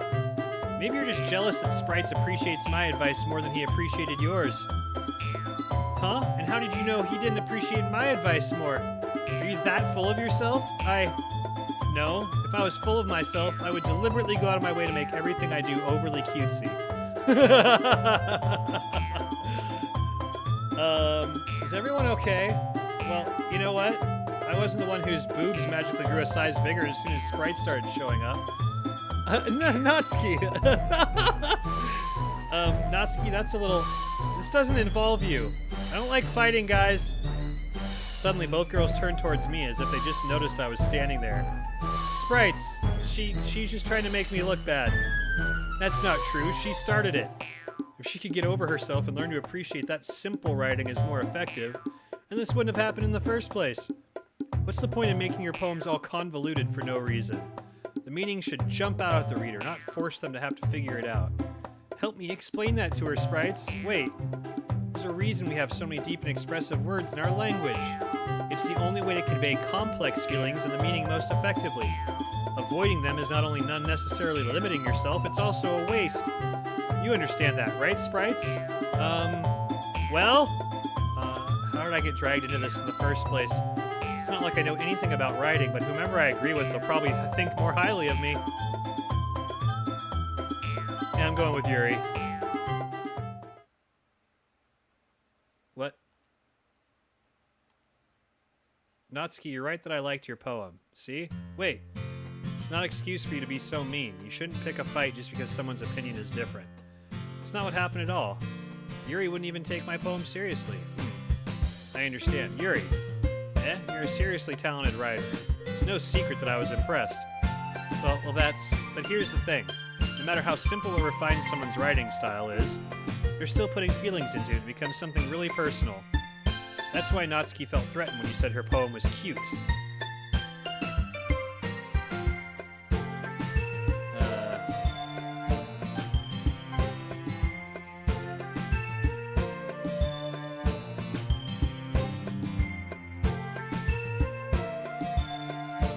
Interesting. So it doesn't show you the choices you made. I see. I didn't notice that. I'm sorry. But Natsuki, you took it way too far. Yuri means well, and if you just told her how you felt, then this wouldn't have happened in the first place. Are you kidding? That's exactly what I did. It was her that... Natsuki, I think that's enough. You both said some things you didn't mean. Yuri apologized. Don't you think you should too? Natsuki clenches her fists. In the end, nobody has taken her side. She's trapped, at this point being defiant only because she can't handle the pressure. I end up even feeling bad for her. Sometimes when I'm hurt, it helps to take a walk and clear my head. Sayori, she doesn't need to. You know what? I'm going to do that. It'll spare me from having to look at all your faces right now. Without warning, Natsuki snatches her own poem up from the desk and storms out. On her way out, she crumples up the poem with her hands and throws it in the trash. Natsuki, she really didn't need to do that. I look across the room. Yuri has her chin buried in her hands while she stares down at the desk. I gingerly approach her and sit in an adjacent chair. Everything alright? I'm so embarrassed. I can't believe I acted like that. You probably hate me now. No, Yuri, how could anyone not have gotten frustrated after being treated like that? You handled it as well as anyone could. I don't think any less of you. Well, alright, I believe you. Thanks, Sprites, you're too kind. I'm thankful to have you a part of this club now. It's nothing. One more thing. That one thing that Natsuki said about, I would never do anything so shameful, so... what thing did Natsuki say? Well, never mind that. I'm gonna go make some tea. Good idea. Make enough for more than one person, okay? Yeah. Okay, everyone. It's just about time for us to leave. How did you all feel about sharing poems? It was a lot of fun. Well, I'd say it was worth it. It was alright. Well, mostly. Sprites, how about you? Yeah, I'd say the same. It was a neat thing to talk about with everyone. Awesome. In that case, we'll do the same thing tomorrow, and maybe you learned something from your friends, too. So your poems will turn out even better. I think to myself, I did learn a little bit more about the kinds of poems everyone likes. With any luck, that means I can at least do a better job impressing those I want to impress. I nod to myself with newfound determination. Sprites, ready to walk home? Sure, let's go. Sayori beams at me. It truly has been a while since Sayori and I have spent this much time together. I can't really say I'm not enjoying it either. How wholesome!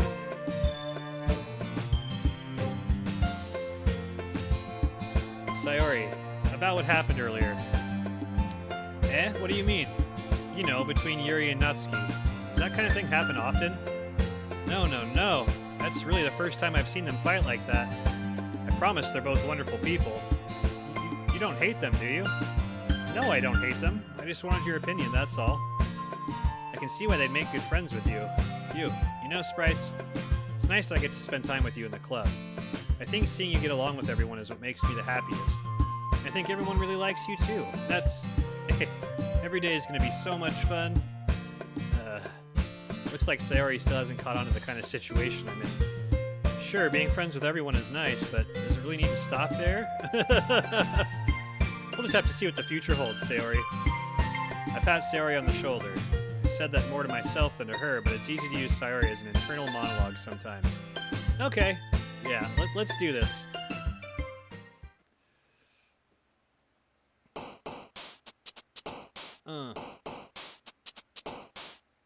Doki Doki.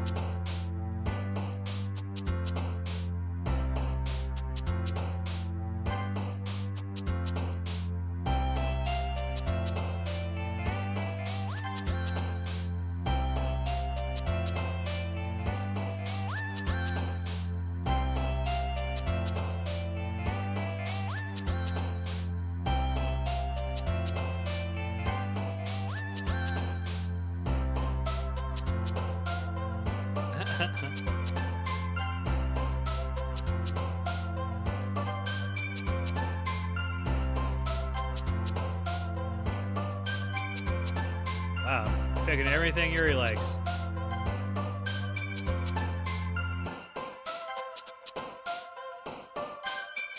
Jesus Christ, I'm not even trying.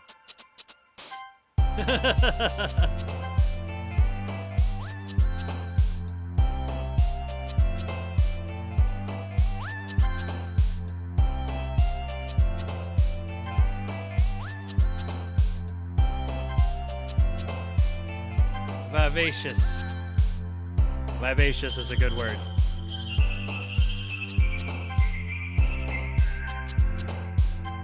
Wow. Like 99% Yuri there. Another day passes and it's time for the club meeting already. I've gotten a little more comfortable here over the past couple days. Entering the club room, the usual scene greets me. Hi, Sprites. Yo, Sayori. Looks like you're in a good mood today. Heh, I'm just still not used to you being in the club, that's all. I see. It's a pretty simple thing to get you in a good mood, but I guess it's always the simple things with you anyway.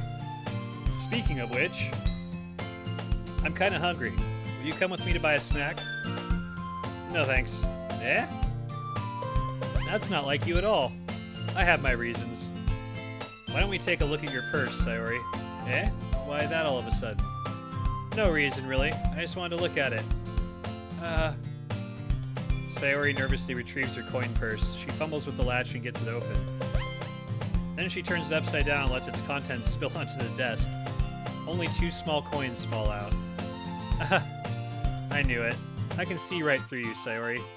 That's not fair. How did you even know? It's simple. If you had enough money in the first place, you would have bought a snack before coming into the club room. So either you're not hungry and wanted an excuse to take a walk, or you plan to conveniently forget that you spent all your money so I would lend you some. But there's one more thing. You're always hungry, and so that only leaves one option. I give up. Don't make me feel guilty. If you feel guilty, that means you deserve to feel guilty. Yuri suddenly giggles. Eh? I didn't notice that she was listening in. Her face is in her book, as always. I wasn't listening or anything. It was just something in my book. Yuri. Tell Sprites to let me borrow some money. Don't get me involved like that, Sayori. Besides, you should only buy what you can responsibly afford. And frankly, after pulling a mischievous little stunt like that, your suffering is fair enough retribution. I didn't mean that. I got too absorbed into my book. I really like when you speak your mind, Yuri. It doesn't happen much, but it's a fun side of you. There's no way you could think that. You were right, though. I did something bad, and now I have to accept the revolution. Retribution. That. Still, coming from you, Sayori, I guess there's a little devil inside of all of us, isn't there? Don't let her fool you. Sayori knows exactly what she's doing. After all, she told you guys she was bringing me to the club before she even told me. But you wouldn't have come if it weren't for the cupcakes, so I had to trick Natsuki into making them. Come on, give me more credit than that, Sayori.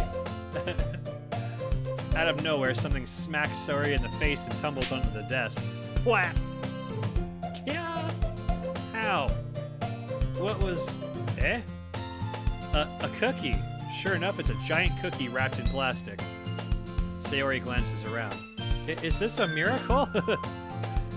It's because I paid my restitution. Retribution. Actually, that one almost works. I was just gonna give it to you, but then I heard you blab about the cupcakes. It was totally worth seeing your reaction, though. Natsuki, that's so nice of you. I'm so happy. Sayori hugs the cookie. Geez, just eat it. Sayori rapidly tears open the wrapper and takes a big bite. So good. Sayori suddenly clasps her hands over her mouth.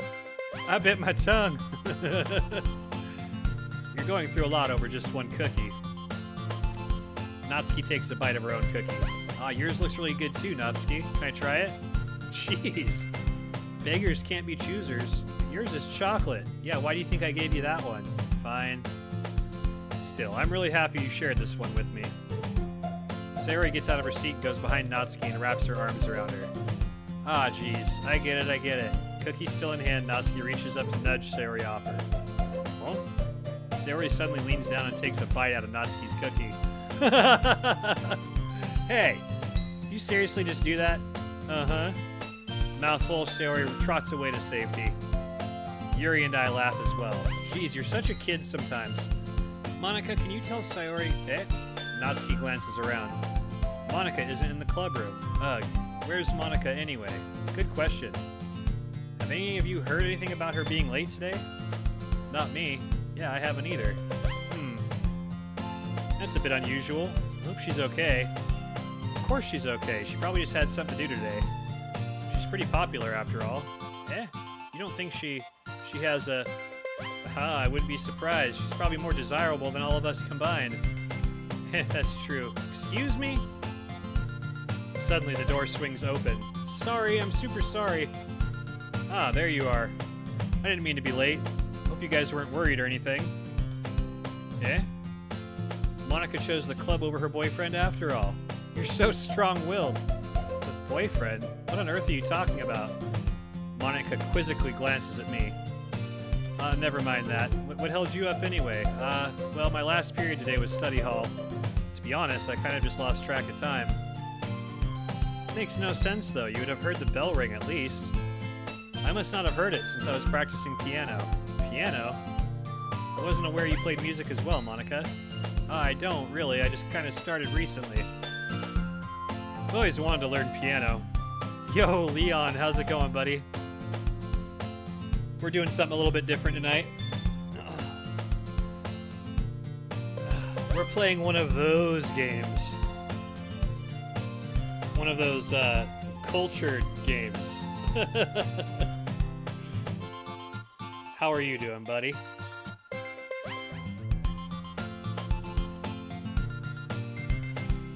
I was told by somebody I trust that I have to play this and I should play it on stream. Yeah, I've heard it offhand. I've heard that it gets really weird, but that's about it.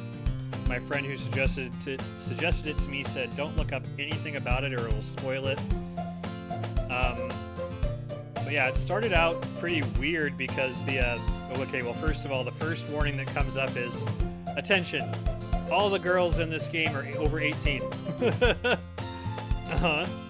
And then it also says, if you have anxiety or depression, you probably shouldn't play this game.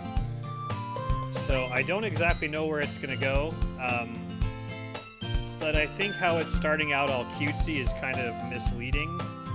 That's the feeling I'm getting. But yeah, so far we've just written a couple poems and had a lot of dialogue, which is kind of what I was expecting, at least the dialogue portion. It is classified as a visual novel. Yeah, I just felt like doing something a little different. taking a break from the RPGs. And here we are. I hope you're having a good night, my man. Thanks for joining us on this journey, at least for now. I've always wanted to learn piano. That's so cool. Oh, low battery. Low battery, unacceptable. I think someone tried to make Three Cats play this, but he never really got into it.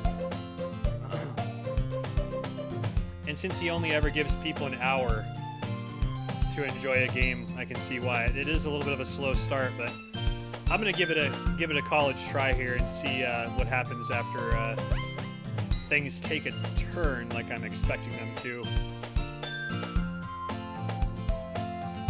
That's so cool. You should play something for us, Monica. Yeah, right. It's kind of the niche there. I'd like to see him play some more modern games inspired by retro games too, though.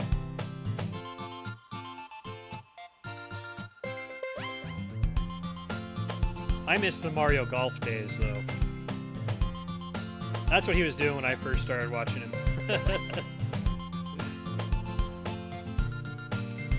That's... Monica looks at me. Maybe once I get a little bit better, I will.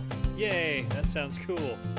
I'd also look forward to it. Is that so? In that case, I won't let you down, sprites.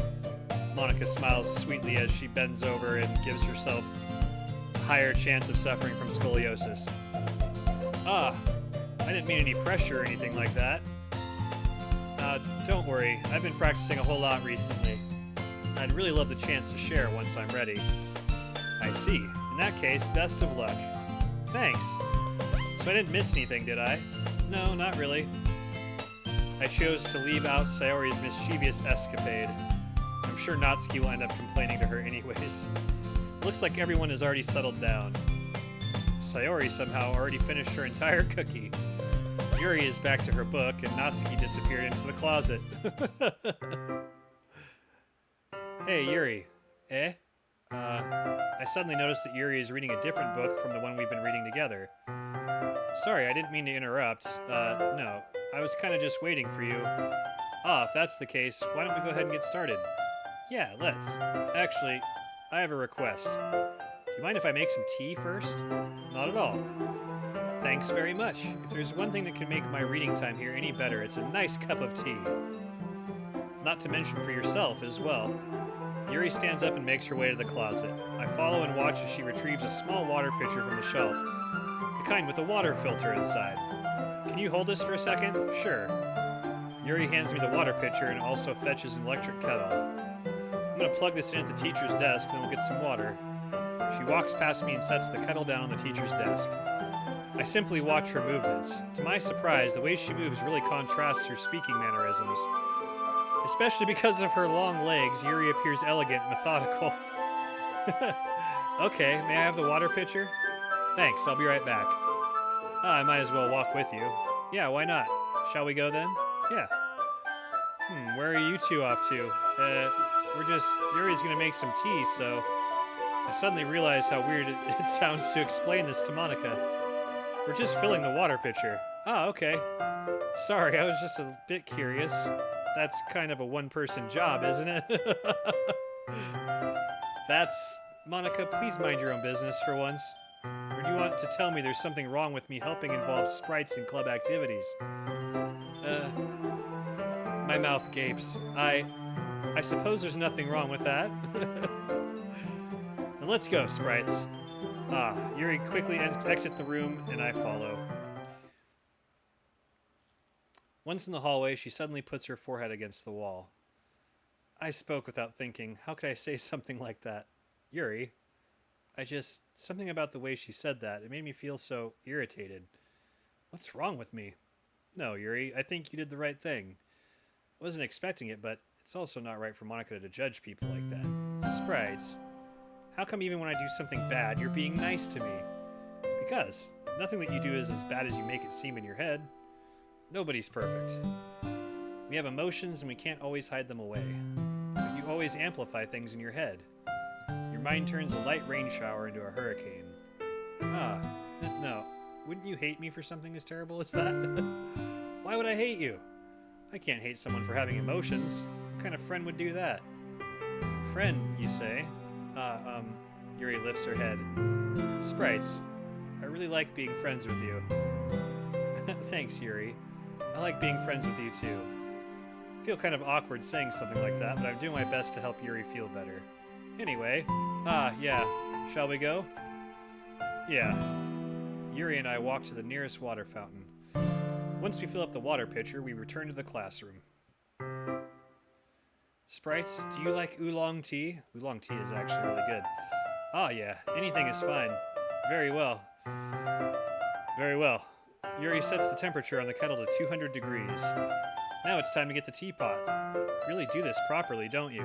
Of course. I shouldn't do it any less when I'm making tea for others. Even if I'm not an expert on tea or anything. In that case, you'll only be even more impressed. Ah, perhaps I will. Yuri fetches the teapot and begins measuring the tea leaves. To my surprise, she even starts humming a little to herself. You must be in a good mood now. Is that so? I was letting it show. And you noticed. I was doing a bit of thinking, and I decided that I would try expressing myself a little bit more.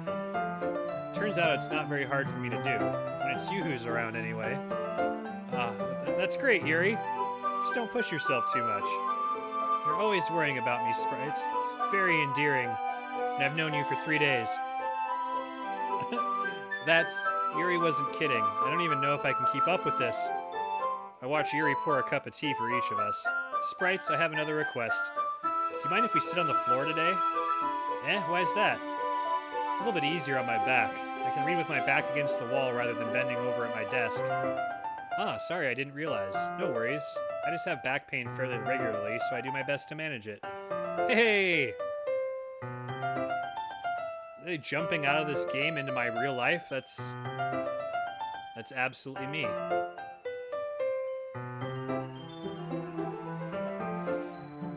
I wonder why that is. It's most likely because your posture, right? Yes, it's definitely the posture causing back problems for her. Always hunched over like that while reading. Yeah, that's it. I have terrible reading posture. So that's why we should sit on the floor. Fair enough. I'll go ahead and get the book. I retrieve the book from my bag. I have some chocolate as well. It's a bag of small chocolate candies that I kept hidden from Sayori's candy radar. I take it since it'll go well with the tea. Yuri and I then sit against the wall, teacups at our sides. As if in sync, we assume the same reading position as last time, each holding one half of the book. Except this time, our bodies are even closer to each other. I can't see too well. Yuri slides closer until our shoulders are touching. How am I supposed to focus on reading like this? Yuri was always kind of cute, but when she's being less apprehensive, it's almost more than I can handle. Your teacup. Yuri hands me my teacup. Holding it with my hand that's not holding the book, I end up in a position that makes it even harder to focus. Because now I need to worry about making sure I don't accidentally touch her chest. Meanwhile, Yuri hasn't noticed a single thing. She wears her intense reading expression. I can only presume the world around her has faded away. I use all of my willpower to focus on reading. After a few minutes, I finally manage to relax a little. I put the teacup between my legs and I fumble with the chocolate wrapper. Sorry. I briefly let go of the book to finish opening the wrapper. You can have as much as you want. That's okay. I won't take any. Are you sure? Well, if I touch it, then it might get smudges on the pages. You're right. I didn't even think about that. My bad. No need to apologize. I'll hold the book, okay? Are you sure? Of course. Yuri opens the book with both hands. She holds it so that I don't have any harder of a time reading from it. But as a result, her left arm is practically resting on the top of my leg. Well, in that case, Yuri is already totally focused on reading again. I take a chocolate candy and pop it in my mouth. And I take another chocolate and I hold it up to Yuri. She doesn't even look away from the book. She simply parts her lips as if the situation was completely natural. Damn it. But that means I can't stop here. I apprehensively place the chocolate in her mouth. Just like that, Yuri closes her lips over it. Yuri's expression suddenly breaks. Did I just... Yuri looks at me like she needs to confirm what just happened. Sprites? Sorry. I guess I shouldn't have done that. Well, you were just helping. That's something that friends do, right? I mean, not really in this kind of context, but yeah, that's all it was. Yeah, then you don't need to stop or anything. I see. The situation has gotten really tense. Yuri tries to return to the book, but I can tell just by her expression that even she can't focus now. My heart is pounding. I nervously take another chocolate between my fingers, but this time Yuri's eyes meet mine. How did it even come to this? Yuri doesn't avert her gaze. I notice her chest rising and falling to the rhythm of her breaths. I raise my arm. Like before, Yuri parts her lips, but it's different this time. I take the chocolate and place it in her mouth. I feel her hot breath on my fingers. Okay, everyone.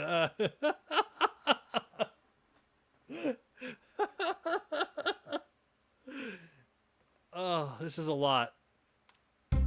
Yuri jolts back. It's time to share poems. Sprites, you can help Yuri put away the tea stuff, right? Yeah, of course. Okay, thanks. The spell is abruptly broken. I'll take care of the cups. Yeah. Yuri picks up the teacups from the floor. I pick up the bag of chocolates. In the end, we hastily clean up without so much as a word between us. I get the feeling this is something neither of us will have the courage to bring up.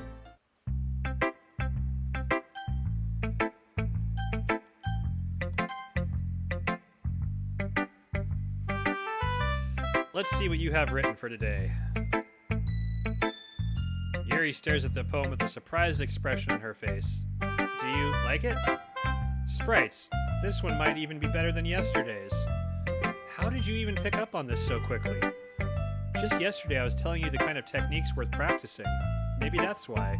You did a good job explaining. I really wanted to try giving it more imagery. Yuri visibly swallows. Even her hands appear sweaty. I'm not used to this. Used to what? I don't know. It's fine, take your time. Yuri breathes and collects her thoughts. I know that Yuri likes to think before she speaks, so I offer that patience to her. Yeah, just being appreciated like this, I guess. Probably sounds really stupid, but seeing someone motivated by my writing just makes me really happy. Are you saying you've never shared your writing before? Yuri nods. Really? I don't believe it. I really only write for myself, and besides, people will just laugh at me. Do you really think that? Again, Yuri nods. Huh. Even your close friends? Yuri doesn't respond to that. I wonder why. Anyway, you want to share the poem you wrote today? Yeah, I do. If it's with you. Ahem. The raccoon. It happened in the dead of night while I was slicing bread for a guilty snack. My attention was caught by the scuttering of a raccoon outside my window. That was, I believe, the first time I noticed my strange tendencies as an unordinary human. I gave the raccoon a piece of bread, my subconscious well aware of the consequences. Well aware that a raccoon that is fed will always come back for more. The enticing beauty of my cutting knife was the symptom. The bread, my hungry curiosity. The raccoon, an urge. The moon increments its phase and reflects that much more light off my cutting knife. The very same light that glistens in the eyes of my raccoon friend. I slice the bread, fresh and soft. The raccoon becomes excited. Or perhaps I'm really projecting my emotions onto the newly satisfied animal. The raccoon has taken to following me. You can say that we've gotten quite used to each other. The raccoon becomes hungry more and more frequently, so my bread is always handy. Every time I brandish my cutting knife, the raccoon shows me its excitement. A rush of blood. Classic Pavlovian conditioning. I slice the bread, and I feed myself again. I was a little more daring with this one than yesterday's. I can see that. It's a lot more metaphorical. I don't know if it's my fault, but I can't begin to imagine what this poem is about. I mean, if I'm going to try to interpret it, It's talking about feeding personal desires and feeding the desire to be needed and wanted. Kind of a double entendre allegorical kind of thing. That's right, it's a bit closer to my preferred writing style, using the poem as a canvas to express vivid imagery and conveying emotions through them. Yeah, if I take it at face value, then I can't even figure out what it's supposed to mean. Well, I think it's something that different people can relate to in their own way. I wanted to express the way it feels for me to indulge in my more unusual hobbies. It's those sort of things I'm usually forced to keep to myself. So I sometimes enjoy writing about them. Why do you keep them to yourself? Because they're embarrassing, and people would make fun of me. Don't you have anything like that, Sprites? Well, yeah, I guess I do. I feel like everyone has a little something like that. The best we can do is respect each other and our individualities. Even if it's difficult sometimes and some things make us uncomfortable. After all, if I hadn't learned to embrace my own weirdness, I probably would hate myself. I might be ranting a little bit now, but I'm glad you're a good listener. You're good at a lot of things. Writing, listening. There really aren't many people like you, Sprites. That's exaggerating a little bit. That's just how I feel. I never thought I would feel so comfortable sharing my writing. But now I almost feel like I look forward to it. It's just a really nice feeling, and you're to thank for that. It's nothing, really. Yuri smiles sincerely at me. For just a moment, her timidness seems to disappear.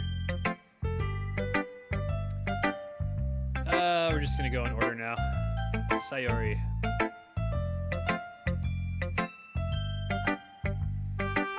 Ooh, I like this one, Sprites. It has some nice feelings in it. Ah, I'm glad. Does that mean it's better than yesterday's? Let me think. I don't know. I guess I like them both. That's not very helpful, you know. Well, I'm not very good at figuring out if poems are good or bad, but that's why I just go by my heart. It makes me feel things, and it must be a good poem.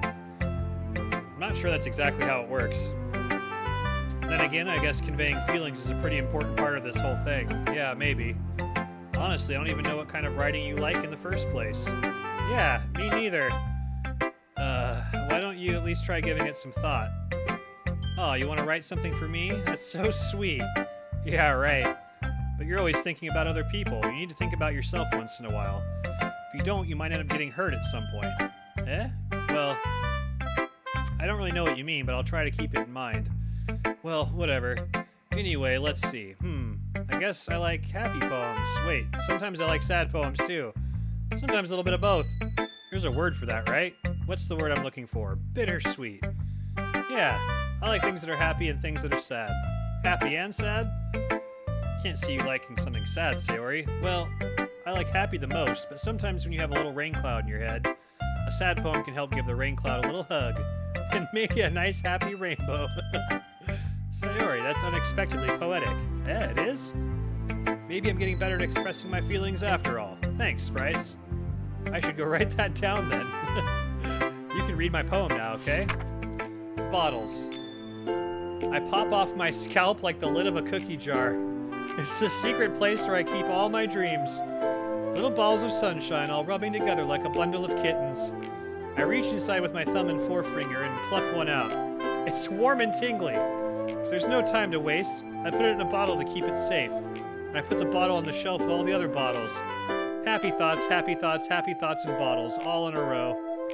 My collection makes me lots of friends, each bottle a starlight to make amends. Sometimes my friend feels a certain way. Down comes a bottle to save the day. Night after night, more dreams. Friend after friend, more bottles. Deeper and deeper my fingers go.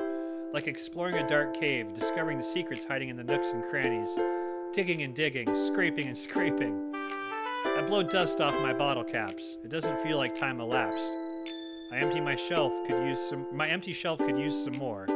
My friends look through my locked front door. Finally, all alone. I open up and in come my friends. In they come in such a hurry. Do they want my bottles that much? I frantically pull them from the shelf one after the other, holding them out to each and every friend, each and every bottle. But every time I let one go, it shatters against the tile between my feet. Happy thoughts, happy thoughts, happy thoughts in shards all over the floor. They were supposed to be for my friends who aren't smiling. They're all shouting, pleading, something. But all that I hear is echo, echo, echo, echo, echo, echo, inside my head. Holy crap. Sayori, did you really write this? Of course I did. Didn't I tell you yesterday I was going to write the best poem ever? Yeah, but, I mean, I didn't expect something like this coming from you. Monica taught me a whole lot, and I've really been in touch with my feelings recently. I see that. It's almost kind of creepy. Creepy? Well, not exactly. Maybe because I'm so used to you being cheerful. Well, never mind. I'm thinking too hard about it. The point is, it came out good, so you should be proud of it. Aw, thanks. I feel like I was meant to express myself this way. It even helps me understand my own feelings a little bit better. Writing is like magic. You've gotten pretty passionate about this, huh? I hope you keep it up. Yeah! Writing's the best! I'm gonna keep writing until I die. I'm gonna keep writing until I die. Aha! Don't get ahead of yourself. Sayori's always had a bad habit of getting obsessed with something before dropping it no more than a week later. I wonder if this is one of those times. But seeing the passion in her eyes makes it hard for me to be pessimistic. Who should I show my poem to next? Natsuki. I liked your last one better. Oh, really? Well, yeah, I can tell you were a little more daring with this one, but you're really not good enough for that yet. It fell flat. That may be true, but I just wanted to try something different. Still figuring this all out. I mean, I always like poems that aren't trying too hard. I hate when people try to sound fancy or add more meaning just by using annoying and complicated language. Just make it simple, cute, and to the point. Yuri's head over heels for all this cryptic nonsense, but I see right through that BS. Ha! Making your reader look so hard for all this deep meaning is just an excuse to have no meaning at all. I guess that's one way to look at it. Well, everyone has their own opinion, but my opinion is the best opinion. I'm sure you figured that out already. Anyway, here's my poem. Maybe you'll learn something. Amy likes spiders. You know what I heard about Amy? Amy likes spiders. Icky, wriggly, hairy, ugly spiders. That's why I'm not friends with her. Amy has a cute singing voice. I heard her singing my favorite love song. Every time she sang the chorus, my heart would pound to the rhythm of the words. But she likes spiders. That's why I'm not friends with her. One time I hurt my leg really bad. Amy helped me up and took me to the nurse. I tried not to let her touch me. She likes spiders, so her hands are probably gross. That's why I'm not friends with her. Amy has a lot of friends. I always see her talking to people. She probably talks about spiders. What if her friends start to like spiders too? That's why I'm not friends with her. Doesn't matter if she has other hobbies. Doesn't matter if she keeps it private. It doesn't matter if it doesn't hurt anyone. It's gross. She's gross. The world is better off without spider lovers. And I'm gonna tell everyone. Jesus fucking Christ. Not bad, right? It's quite a bit longer than yesterday's. Yesterday's was way too short. I was just warming up. I hope you didn't think that was the best I could do. No, of course not. Anyway, the message is pretty straightforward in this poem. I doubt I have to explain it. Sometimes you can explain complicated issues with much simpler analogies. It helps people realize how stupid they're being. Like, anyone would agree with the subject of this poem is an ignorant jerk. Do you know people like that? Of course. It's about how everyone thinks that doesn't matter. It can be about anything. I wrote it to be easy to relate to. Everyone has some kind of weird hobby or a guilty pleasure. Something you're afraid if people find out they'd make fun of you or think less of you. But that just makes people stupid. Who cares what someone likes as long as they're not hurting anyone and it makes them happy? I think people really need to learn to respect others for liking weird things. Ahem. 3 cats could take a lesson there. If he's listening, I know I sometimes catch him creeping on this channel. Huh, that's funny. Yuri wrote about something similar today. Huh? Did you say Yuri? Yeah, she said her poem was about an unusual hobby of hers. I didn't really get it, but she said something similar to you. That people shouldn't make each other feel so insecure about those things. Really? Well, I mean, Yuri's pretty weird, so I wouldn't doubt that she's had some weird hobbies. Not that there's anything wrong with that.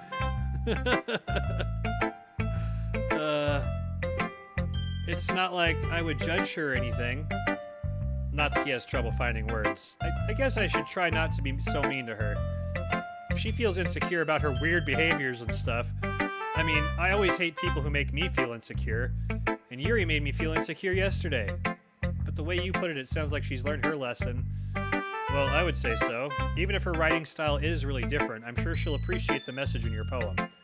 It's what I do best, after all. I don't like writing unless there's a good message to take away from it. Like, conveying emotions is important, but I want to make people think, not just feel. Remember that. I'm going to write a good one for tomorrow, too, so look forward to it.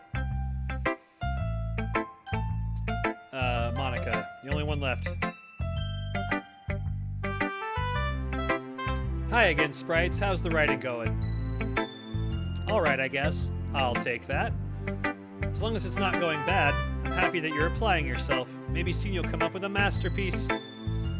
I wouldn't count on that. You never know. Want to share what you wrote for today? Sure, here you go. I give my poem to Monica. Alright, this one's good. Feels like you're not only getting more comfortable with your style, but the imagery is better than the last one I read. Just wondering, but have you been finding inspiration in Yuri's writing style? I guess so. Can't deny that she's talented. Yeah, totally. I think her poems are the most romantic. It's the best way to describe it. She's like a totally different person when she picks up the pen. I noticed that too. Or when she's talking about literature, it's like a light turns on inside her. Sadly, it's hard to get much personal conversation out of her. Trust me, I've tried. Who knows what goes on in that head of hers? I hope you don't mean that in a bad way. No, of course not. I just meant that I wish she didn't keep so much to herself, but still, defending her like that. You must be pretty into her. Eh? You completely misunderstood. Calm down, I'm kidding. Besides, I'm pretty sure she's already got a boyfriend. Wait, really? Yeah, a fictional one anyway.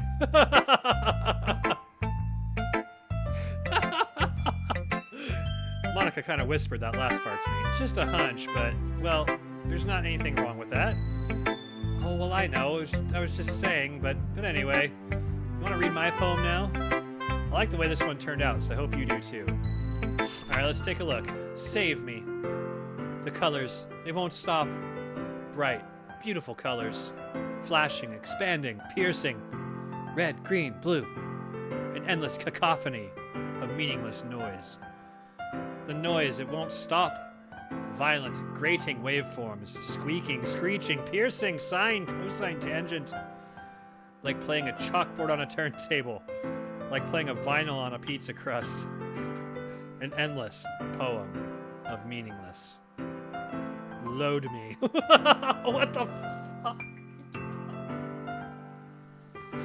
Okay. It's even more abstract than your last one, huh? I guess it's just the way I write. Sorry if you don't like it. No, I never said that. Just the kind of thing I've never really seen before, I guess. Kind of like playing with my space on the paper. Choosing where and how to space your words can totally change the mood of the poem. It's almost like magic. The way I wrote the lines really short makes it feel like they're trying to speak over the noise. I see. It's still hard for me to tell what it's about, though. Sometimes asking what a poem about isn't the right question.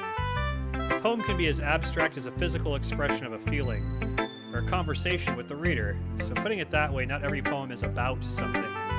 Anyway, here's Monica's writing tip of the day. Sometimes you'll find yourself facing a difficult decision. When that happens, don't forget to save your game. You never know when you might change your mind, or when something unexpected may happen. Wait, is this a tip even about writing? What am I even talking about? Saving game. Message taken loud and clear. That's my advice for today. Thanks for listening. Okay, everyone. We're all done reading each other's poems, right? I have something extra planned today, so if everyone can come sit at the front of the room. Is this about the festival? Well, sort of. Do we really have to do something for the festival? It's not like we can put together anything good in just a few days. We'll just end up embarrassing ourselves instead of getting any new members. That's a concern of mine as well. I don't really do well with last-minute preparations. Don't worry so much. We're gonna keep it simple, okay? We won't need much more than a few decorations. Sayori has been working on posters, and I've designed some pamphlets we can give out during the event. Okay, that's great and all, but that doesn't tell us what we're actually going to be doing for the event. Ah, sorry, I thought you heard about it already. We're gonna be performing. Performing? Monica? Yeah, we're gonna be having a poetry performance. Each of us are gonna choose a poem to recite during the event. The The cool part is, we're also going to let anyone else come up and recite poems too. Sayori's putting it all on the posters in case anyone who wants to prepare ahead of time. Sayori, who's been coloring a poster, holds it up for us to see. Are you kidding me, Monica? You didn't already start putting those posters up, did you? Well, I did. Do you really think this is that bad of an idea? Well, no, it's not a bad idea. I didn't sign up for this, you know. There's no way I'm going to be performing in front of a group of people like that. I agree with Natsuki. I could never, in my life, do something like that. Imagining it, Yuri shakes her head in fear. Guys. No, Sayori, I understand where they're coming from. Remember that Natsuki and Yuri have never shared their poems with anyone until just a couple days ago. It's a lot to ask for them to recite their poems out loud to a whole room full of people. I guess I kind of overlooked that, so I'm sorry. But I still think we should give it our best. We're the only ones responsible for the fate of this club. If we start the event and each put on a good performance, then it will inspire others to do the same. The more people who perform, the better we'll be able to show everyone what literature is about. Yeah, it's about expressing your feelings, being intimate with yourself, finding new horizons, and having fun. That's right, and it's those reasons that we're all in this club today. Don't you want to share that with others? To inspire them to find the same feelings that brought you here in the first place? I know you do. I know we all do. And if all it takes is standing in front of the room for 2 minutes and reciting a poem, then I know you can do it. Natsuki and Yuri remain silent. Sayori looks worried. Guess that leaves me no choice. I agree. I don't think it's too much to ask. I think that Sayori and Monica have been really trying really hard to get new members. The least we can do is help them out a little bit. Well, maybe, but looks like Natsuki doesn't have any arguments left. Okay, fine. I guess I'll just have to get it over with. Alright. Phew. Thanks, Natsuki. What about you, Yuri?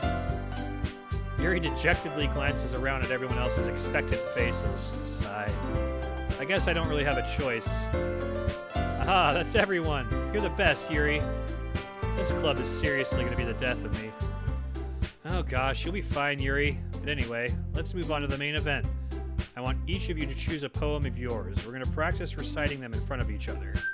No way. Monica, this is too sudden. Well, if you can't recite your poem in front of the club, how do you expect to do it in front of strangers? Oh no, don't worry. I'll start off to help everyone feel a little more comfortable. Can I go next? Of course. Now let's see. Monica flips through her notebook to the specific poem she has in mind for herself. She then stands behind the podium. The title of this poem is The Way They Fly. Ahem. Monica begins reciting her poem. Her clear, confident voice fills the room. More than that, her inflection is pristine. She knows exactly how to apply emotion behind each line she recites, bringing the words to life. Is this something she's done before, or is she simply a natural? I glance around me. Everyone has their eyes on Monica. Sayori looks amazed. Yuri has an intense expression on her face that I don't understand. Finally, Monica finishes the recitation. The four of us applaud. Monica takes a breath and smiles. That was so good, Monica. Thank you very much. I was just hoping to set a good example. Are you ready to go next, Sayori? I'll go next. Yuri's fired up all of a sudden. Yuri clutches a sheet of paper between her hands and stands up. Keeping her head down, she walks quickly over to the podium. This poem is called... Yuri anxiously glances at each of us. You can do it, Yuri. It's called... After Image of a Crimson Eye. Yuri's voice shakes as she starts reading the poem. Just a moment ago, she practically refused to do this. Why is she suddenly putting in so much effort? As Yuri gets past the first couple of lines, her voice changes. It's almost like what happens when Yuri gets absorbed into her books. Her quivering words transform into the sharp syllables of a fierce and confident woman. The poem is full of twists and turns in its structure that she enunciates with perfect timing. This must be a rare glimpse into the whirling fire Yuri keeps concealed inside her head. Suddenly, she's finished. Everyone is stunned. Yuri snaps back into reality. Whoop, there goes gravity. Sorry, I couldn't help myself. And glances around her as if she bewildered even herself. It's up to me to save this situation. I'm the first to start applauding. Everyone joins me afterward and we all give Yuri the recognition she deserves. It's not that we didn't want to applaud for her, but we were caught so off guard that we must have forgotten. We applaud. As we applaud, Yuri holds the poem to her chest and rushes back to her seat. Yuri, that was really good. Thank you for sharing. Looks like Yuri's down for the count. Okay, I guess I'm next then. Sayori hops out of her chair and cheerfully walks to the podium. This one's called My Meadow. Sorry, I giggled. Sorry. It's a lot harder than I thought. How did you guys do it so easily? Try not to think of it like you're reciting to other people. Imagine you're reciting it to yourself, like in front of a mirror or in your own head. It's your poem, so it'll come out the best that way. I see. Okay then, Sayori begins her poem. Somehow it feels like her soft voice was made as a perfect match. The poem isn't aimlessly cheery like Sayori is. It's serene and bittersweet. If I were to read this on paper, I probably wouldn't think much of it, but hearing it come from Sayori's voice almost gives it a whole new meaning. Maybe this is what Sayori meant when she said she likes my poems. It's like I get to reach more deeply into someone I thought I knew through and through. Sayori finishes and we applaud. I did it! Good job, Sayori. Even sprites liked it. I guess that's a good sign. What does that even mean? It came out nicely, Sayori. The atmosphere of the poem fits you really nicely, but it might be that other poems wouldn't work quite as well with that kind of delivery. I don't really understand. In other words, I've seen poems of yours write that sort of gentle delivery. I've seen poems of yours where that sort of gentle delivery wouldn't work as well. They might need a little more force behind them depending on what you're reading. Oh, I know what you mean. Well, I've been practicing that kind of thing. It's just embarrassing to do it in front of everyone. Then, next time I'm going to make you pick a poem that challenges you a little more. We don't have much time before the festival, you know. Okay. Now who's next? Natsuki? Don't make me go before sprites. It's not like I can compare to you guys anyway. Might as well let sprites lower everyone's standards a little bit before I have to do it. What a bitch. Natsuki. It's fine. I might as well get it over with. It's not like I have much of a selection of what to read. I'll just have to go with what I wrote for today. I stand up and step in front of the podium. Everyone has their eyes on me, making me feel terribly awkward. I recite my poem. Since I'm not exactly confident in my own writing, it's hard to put energy into it. Despite that, once I finish, I receive applause anyway. Sorry, I'm not really as good as everyone else. Don't worry about it too much. I think it's less about your abilities and more about your lack of confidence in your writing. That's something that'll improve over time, though. Yeah, maybe.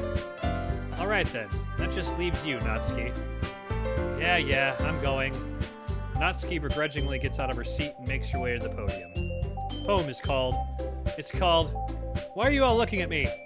Because you're presenting. Anyway, the poem is called Jump. Natsuki takes a breath. Once she starts reciting the poem, her sour attitude disappears a little. While she's still a little unenthused, her poem has a rhythm and rhyme to it. It's Natsuki's trademark style, and it works surprisingly well when spoken aloud. The words feel like they bounce up and down, as if giving life to the poem. Natsuki finishes, and everyone applauds. She huffs back to her seat. That wasn't so bad, was it? Easy for you to say. You better not make me do that again. Well, do you at least feel prepared enough to recite a poem in front of other people? I mean, doing it in front of other people will be way easier. I can put on whatever face I want for other people. But when it's just my friends, it's just embarrassing. That's a surprise, Natsuki. I think it would be the other way around for me. Well, that's just how it is, so, well, I guess in that case, you won't have much to worry about for the festival. That said, I want to thank everyone for coming through. It might be hard, but I hope that you all have an idea of what it's like now. Make sure you pick a poem and get enough practice before the festival, okay? I'll be making pamphlets, so let me know ahead of time what you'll be reciting. Jeez, I should probably find some other poem to recite instead. That's fine too. It doesn't have to be your own. I'm already pleasantly surprised that you're putting in all this effort for the club. Makes me really happy and have scoliosis. Yeah, no problem. Okay, everyone, I think that's about it for today. I know the festival's coming up. Let's try to write poems for tomorrow as well. It's been working out really nicely so far, so I'd like to continue that. As for the festival, we'll finish planning tomorrow and then we'll have the weekend to prepare. Monday's the big day. I can't wait! I can do this. Alright. I stand up. There's no way I'll be able to find the same enthusiasm as Sayori and Monica, but I'll do my best to get through it. If it's for the sake of the club and impressing Monica, then I'll have to do my best. Ready to go, Sayori? Yep! Look at you two, always going home together like that. It's kind of adorable, isn't it? Jeez, guys, don't make such a big deal out of it. Must be a little nice, though. Well, how am I supposed to respond to that? It's okay, Sprites, you don't have to say it. Whatever, let's go already. I walk home with Sayori once more. Even though it's only been a few days, a lot of things have already changed. But today, Sayori is being a little quieter than usual on the way home. Hey, Sayori. Sorry, I was spacing out. Ah, no wonder. I was thinking about something from earlier. I like how we get to, Sayori fumbles with her words. So, let's just say that one day Yuri asks to walk home with you. Huh? What would you do? What kind of question is that? You're kind of putting me on the spot here. Well? Yeah, I'd walk home with Yuri. Why does the thought of that make my heart pound? I mean, given how hard it is for her to socialize, I would feel awful turning her down, so... Isn't she so beautiful and smart? That has nothing to do with what I just said. Aha, you admitted it! Jeez, there's not even any point in speculating something that's never gonna happen. Well, maybe, but I just like to think about it. It's not long before you won't need me anymore, you know? Need you? Sayori, I can't figure out how you're seeing things in your head right now. Sorry. Everyone is different. Nobody in the club is a replacement for you. If you say so. Conversation trails off, and I'm left feeling awkward. It was kind of her fault for trapping me with such a weird question. I can't just lie to her. If there's something that makes her happy, I would hate to take that away from her. That's why I said there's no point in speculating. Then again, the festival is only a few days away. Who knows what'll happen in that time? Alright, before I pick these words for this poem, I'm going to take a quick break. I need to get up and stretch. It's been 2 hours of sitting, 2 hours of speaking. I don't usually talk this much on stream, so I'm going to drink some water, try to cough it out a little bit, and I'll be right back.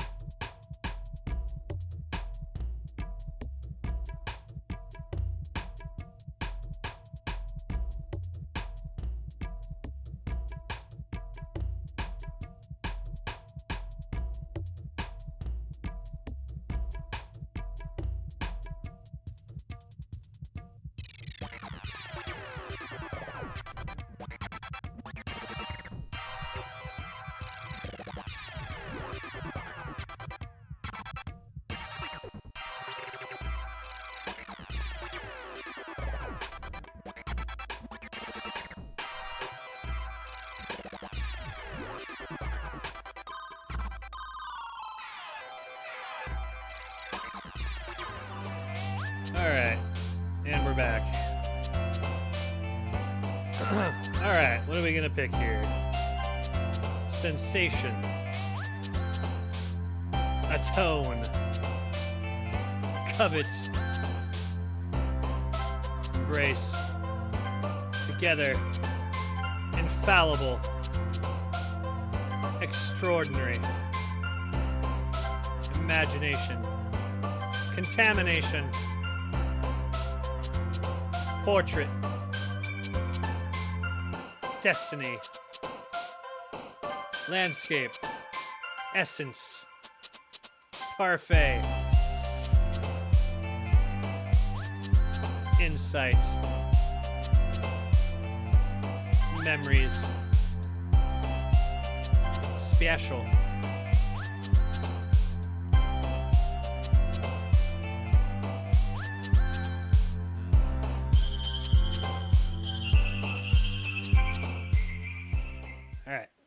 random word choices. I'm not exactly sure what's happening, but so far every time it's made Yuri jump up and down. Aw, man. I'm the last one here again. Don't worry, I just walked in too. Are you practicing piano again? Yeah. You must have a lot of determination. I don't think she's practicing piano. Just my guess. Starting this club and now picking up piano. Well, maybe not determination. But I guess passion. Remember that the club wouldn't be here if it wasn't for all of you. And I'm super happy that you're all willing to help out for the festival too. Oh, I can't wait for the festival. It's gonna be great. Weren't you complaining about it just yesterday, Natsuki? Well, yeah. I'm not talking about our part of the festival, but it's a whole day of school where we get to play and eat all kinds of delicious food. You sound like a bit like Sayori all of a sudden. Monica, do they usually have fried squid? Squid? That's a pretty specific thing to look forward to. Oh, come on. Are you saying you don't like squid? You, of all people? I didn't say I don't like it. Besides, what do you mean by you of all people? Because it's right in your name. Monica. That's not how you say my name at all. Also, that joke makes no sense in translation. Never mind. Let's just focus on our own event for now, okay? Fine. Your reactions aren't as fun as Yuri's or Sayori's anyway. Excuse me, where is Sayori anyway? Oh, there you are. Sayori is sitting at the desk in the corner of the room looking down at nothing. I walk over to her. Hey, Sayori. I wave my hand in front of her face. You're spacing out again. Sorry. Don't mind me. You can go talk to everyone else. Huh? Is everything alright? Of course. Why wouldn't it be? It just feels like you're a little off. Sorry for assuming things. Jeez, you worry too much about me. I'm fine, see? Sayori shows me a big smile. Don't let me distract you from having fun with everyone. Well, alright, if you say so. I worriedly glance at Sayori before turning back towards everyone else. The conversation is already dispersed with everyone back at their usual activities. Maybe I should ask Monica if she's noticed anything about Sayori recently. Since they've been preparing for the festival, they must have been spending a lot of time together. I timidly approach Monica, who is shuffling through some papers at her desk. Sprites, what's up? Hey, this might sound a little strange, but have you noticed anything up with Sayori recently? Anything up with her? In what way do you mean? Maybe I'm reading into it a little too much, but she seems a little downcast today. Oh, you think so? I can't say I've noticed anything about her. Monica peers across the room at Sayori, who is idly dragging a rubber eraser up and down her desk. Maybe there is something on her mind. I'm surprised I'm not the one asking you, Sprites. You certainly know her a lot better than I do. Yeah, but she's never really like that. She's always talked to me about things that bothered her. But this time when I asked her, she was really dismissive. Sorry, I know it's not your problem. I just wanted to ask if you knew anything, so I'll drop it now. No, it's important to me too. I mean, I'm also friends with her, and I also care about the well-being of my club members, you know? Maybe I'll try talking to her myself. Are you sure about that? She seemed like she wanted to be left alone. Are you sure? Maybe she just has a hard time bringing it up with the person of interest. What do you mean by that? I'm saying that maybe the thing on her mind is you, Sprites. Me? How on earth would you come to that conclusion? Well, probably shouldn't say too much, but Sayori talks about you more than anything else, you know? Yeah, she's been so much happier ever since you joined the club. It's like an extra light was turned on inside of her. What? No way. Sayori is always like that. She's always been full of sunshine.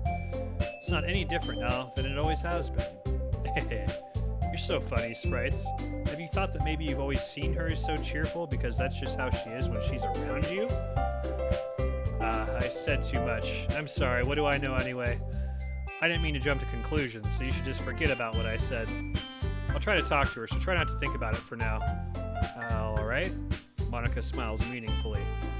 I know she said to forget about it, but I already know that I won't be able to get her words out of my head. Monica stands up from her desk and walks across the room to where Sayori is standing. I watch her kneel down next to Sayori and gently talk to her, but she's keeping her voice so quiet that I can't hear her from here. I sigh and sit myself down. I know Sayori told me not to worry about her and to have fun with everyone else. But that's impossible to do when she's behaving like this. Exactly how much do I care about her that I'm letting this weigh me down so much? Now it feels like I'm the one behaving out of the ordinary, but there's nothing I can do beside wait for Monica. Why does it feel like I'm being watched? I glance around the room. Suddenly I notice Yuri peering at me from over her book, but she looks away just as quickly with a flustered look on her face. I realize that she won't get anywhere like this. I've never really seen Yuri approach anyone or start a new conversation on her own accord. So I have no choice but to approach her myself.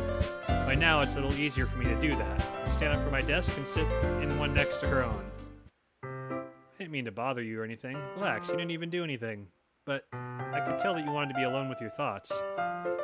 Alone with my thoughts? How were you even able to tell that I was thinking like that? Well, it's something that I do a lot, so it wasn't hard for me to spot based on your posture and expression. Not that I was staring or anything.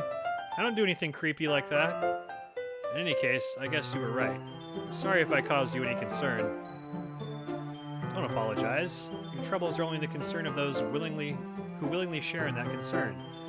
Of course, there are certainly those who find the most comfort in keeping to themselves. But if you prefer to share what's on your mind, then I'd be glad to listen. It's not really that big of a deal. I was just feeling a bit uneasy about Sayori. Sayori? Yeah, she seems a little off today, but when I asked her about it, she didn't want to admit it to me. So I can't help but wonder if something happened to her. Oh? It's quite romantic. Eh? Sorry. I didn't mean to say something stupid. It's not like that. I just didn't want you to misunderstand. Sayori and I have just been friends for a long time, that's all.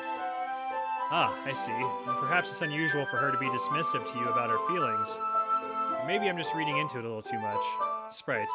The world is full of meaning, often hidden deep beneath plain sight. And there are many untold mysteries behind every person, no matter how well you may know them. So you think there might be something behind it after all? I think that Sayori is a very complex person. Her mannerisms on the outside don't always match what may be going on inside her head. And she may not always know what she wants. I notice her strange behavior today, too. And I also feel some concern for her. But in your case, it looked like she was fully occupying your thoughts, wasn't she? Well, I guess that was the case. Sayori, she really means a lot to you, doesn't she? I guess. But you don't need to put it that way. We're just good friends, that's all. Yuri suddenly looks deeply into my eyes. Her expression is gentle and curious, as if she was searching for something. Embarrassed, I avert my gaze. Sometimes, a person's mysteries are untold even to themselves. And you, as someone as honest and caring, may uncover feelings you weren't aware in you. You weren't aware were in you. That is, I think that she would be a very fortunate person to have you feel that way about her. Yuri. You're giving me too much credit. I'm a pretty simple guy. So I think I'm pretty good at understanding my own feelings. I'm not nearly as sophisticated as you. That's not a compliment, is it? It is what it is. Anyway, as long as we're here, why don't we do some reading? Well, as long as you're okay with it. Yeah. I should be taking my mind off this whole thing anyway. Okay, everyone. After some time passes, Monica calls out to the club room. Why don't we share our poems now? Before I know it, everything is back to normal. Everyone goes to retrieve their poems, and I do the same. I make eye contact with Monica, and she smiles at me. I wonder what she was talking about with Sayori. Who should I show my poem to first? Well, we're going to stick with the order that we've been doing. Sprites, your writing has only improved in these last few days. Every poem you've shown me has been nothing short of spectacular. I can really feel the emotions. I'm a little envious, even. I don't think it ever came to me this naturally. Yuri, that's the wrong way to put it. This never did come naturally to me, but I'm able to improve so much thanks to you. You're really the example I was chasing after. Is that so? Yuri gently smiles to herself. This feeling. I'm so glad I got the chance to share my writing. I never thought it would feel like this. I remember you mentioning that yesterday. I can't believe that you're so good at something and you've never even shared it with anyone. It's kind of a shame. Maybe, but it's not like I really had a choice. What do you mean? Well, Sprites, during lunchtime I eat by myself. Did you know that? It's a great time to find a quiet spot and do some reading. In fact, I always have some books with me. You could say I really enjoy reading. Well, that's one way to put it anyway, but books are so full of amazing and inspiring people.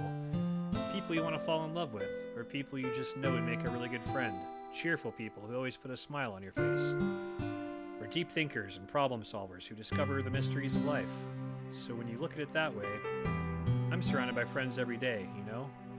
And those friends don't laugh at me. They don't tease me for spacing out all the time. They don't make fun of my body type. And they don't hate me for acting like a know-it-all. People say that about you? I'm not a know-it-all, Sprites. It's the opposite. I don't know anything. I don't know how to talk to people. I don't know how to make people see me as normal. I don't even know how to make myself happy. I have all these feelings, and all I can do with them is read and write. But it wasn't until now that I started sharing it with you that I really understood what was missing all this time. But I haven't really done anything. No, that's wrong. Just being patient and respectful. That's really important to me. I know I'm a difficult person, Sprites. I speak too slowly. I second-guess myself all the time. I read too deeply into things, but every time you've always treated me just like anyone else. It's so rare that I feel comfortable with myself when I talk to others. That's why every time I talk to you, I just feel really happy. I see. Well, I treat you how you deserve to be treated, Yuri. If other people don't see it that way, then screw them. I mean, I joined this club hoping I would make friends, and I would say I've at least had one success. Wouldn't you? If you put it that way, yeah. We really are friends now, aren't we? Yuri puts her head in her hands, but this time she's smiling as she does it. Want to show me your poem? Yeah, I do. Let me get it for you. Ghost Under the Light, Part 2. The tendrils of my hair illuminate beneath the amber glow, bathing. In the distance, a blue-green light flickers. A lone figure crosses its path, a silhouette obstructing the eerie glow. My heart pounds. The silhouette grows. Closer, closer. I open my umbrella, casting a shadow to shield me from visibility, but I am too late. He steps into the streetlight. I gasp and drop my umbrella. The light flickers. My heart pounds. He raises his arm. Time stops. The only indication of movement is the amber light flickering against his outstretched arm. The flickering light is in rhythm with the pounding of my heart, teasing me for succumbing to this forbidden emotion. Have you ever heard of a ghost feeling warmth before? Giving up on understanding, I laugh. Understanding is overrated. I touch his hand, the flickering stops. Ghosts are blue-green. My heart is amber. Finishing the poem, I start to hand it back to Yuri, but instead of taking it from me, she looks away. Do you dislike it? Oh, no, of course not. I just don't really know how I should respond. Despite Yuri's poems usually being cryptic, it wasn't hard to figure out what this one was about. I don't know if I'll be able to explain this one. That's fine. I understand this one. Yuri's having an even harder time speaking than usual. Does this one mean a lot to you? Yuri nods. I'm not really good with words, but I'm happy that you shared it with me, so thank you. And I hope we keep spending time together. Despite my inability to make eye contact, I see a faint smile emerge on Yuri's lips. I once again try to hand the poem back to her, but instead Yuri gently takes my hand and pushes them back towards me. I hesitate in response to her warm touch. You can, The poem is... Once again, Yuri fails to form a complete sentence. You mean I can keep it? Yuri nods. I'd love to. Again, Yuri faintly smiles as if she doesn't want me to notice. You always make me feel nice. I know I'm not good with people, but I hope that I can return the favor sometimes. Yeah, don't worry. I think you do a good job. Yuri finally turns back toward me. I guess we should move on before Monica says something. But I'm sure we can talk again later. Yeah, I'm sure we will. With that, Yuri timidly smiles at me and I return to my seat so I can put her poem away. Who should I show my poem to next? Sayori.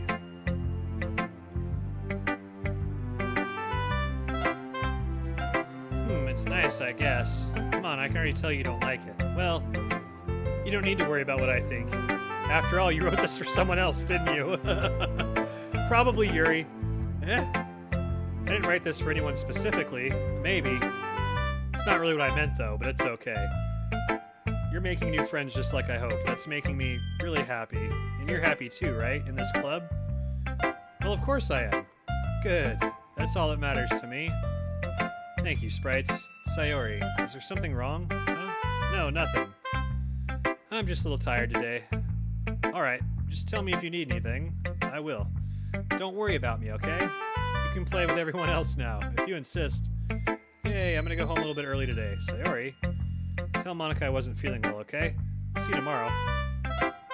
Before I can say anything else, Sayori cheerfully walks out of the classroom, humming to herself. Okay, so she didn't write a poem. Meh. I guess you really haven't learned anything after all. Honestly, I don't know why I got my hopes up in the first place. What? I didn't think this one was that bad. What did I do wrong? Poems don't need to be all deep sounding to express something. It's going to just sound like you're forcing it unless you really don't suck at it. Honestly, don't bother trying to write poems like this until you're on Yuri's level. Natsuki stops short all of a sudden. Don't tell me. You're not just trying to impress Yuri, are you? What are you talking about? And keep your voice down. You know Yuri would love this angsty. Just because she's a talented writer doesn't mean, it looks like I'm in trouble. I somehow struck a nerve, though what I did is beyond me. I am so done with you. Natsuki shoves the poem I handed her back over to me. Take your stupid poem. If you wrote it for someone else, just don't show it to me. Ouch. This is what I get for letting a younger girl step into my business. Unless I was a mind reader, I was destined to be in a world of pain from the start. At least Natsuki wasn't really the girl I was trying to impress in the first place. Alright, I guess they didn't write poems today. Except for Yuri. Hi, Sprites. Have you thought about what you want to submit to perform at the festival? Well, being in this club is one thing, but performing in front of a bunch of people, I'll have to give it some more thought. Okay, no pressure. But whatever you do, I'm sure it'll turn out great. It would also make me happy to see. Anyway, let's take a look at today's poem. Sure. I'll let Monica take the poem I'm holding in my hands. Your style's gotten so refined, Sprites. Yuri's been teaching you a lot of things, hasn't she? Well, I guess so. Yeah, I've been noticing how much time you spend with her. I think I've heard her say more words these past couple days than she's talked in the whole year. Not sure how you did it, but that's pretty impressive. Well, she just needs some patience and a way to talk about all the things in her head, I guess. Still getting the hang of it myself. You're certainly putting in a lot of effort. You must really like her. That's... It's awfully suspicious, you know, spending time with her in the clubroom every day. Reading that edgy novel with her. Well, I just feel bad that she has a hard time socializing. It makes me want to make sure she doesn't spend all of her time alone. Besides, the novel isn't too bad either, you know? Alright, I get you. Just be careful, alright? I know that Yuri isn't used to opening herself up, so if something bad happens while she's vulnerable, it could be really hard for her.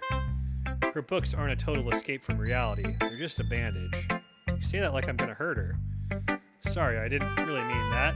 If anything, she might accidentally hurt herself. Anyway, I'll share my poem with you now, alright? Alright. The Lady Who Knows Everything. An old tale tells of a lady who wanders the earth. A lady who knows everything. A beautiful lady who has found every answer, all meaning, all purpose, and all that was ever sought.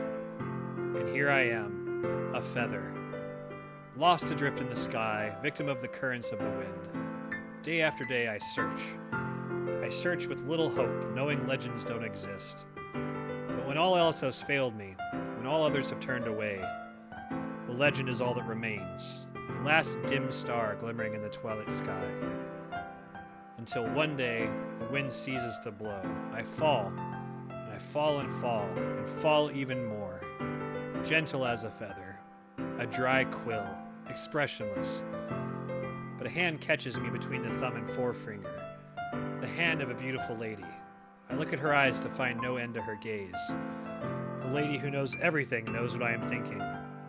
Before I can speak, she responds in a hollow voice.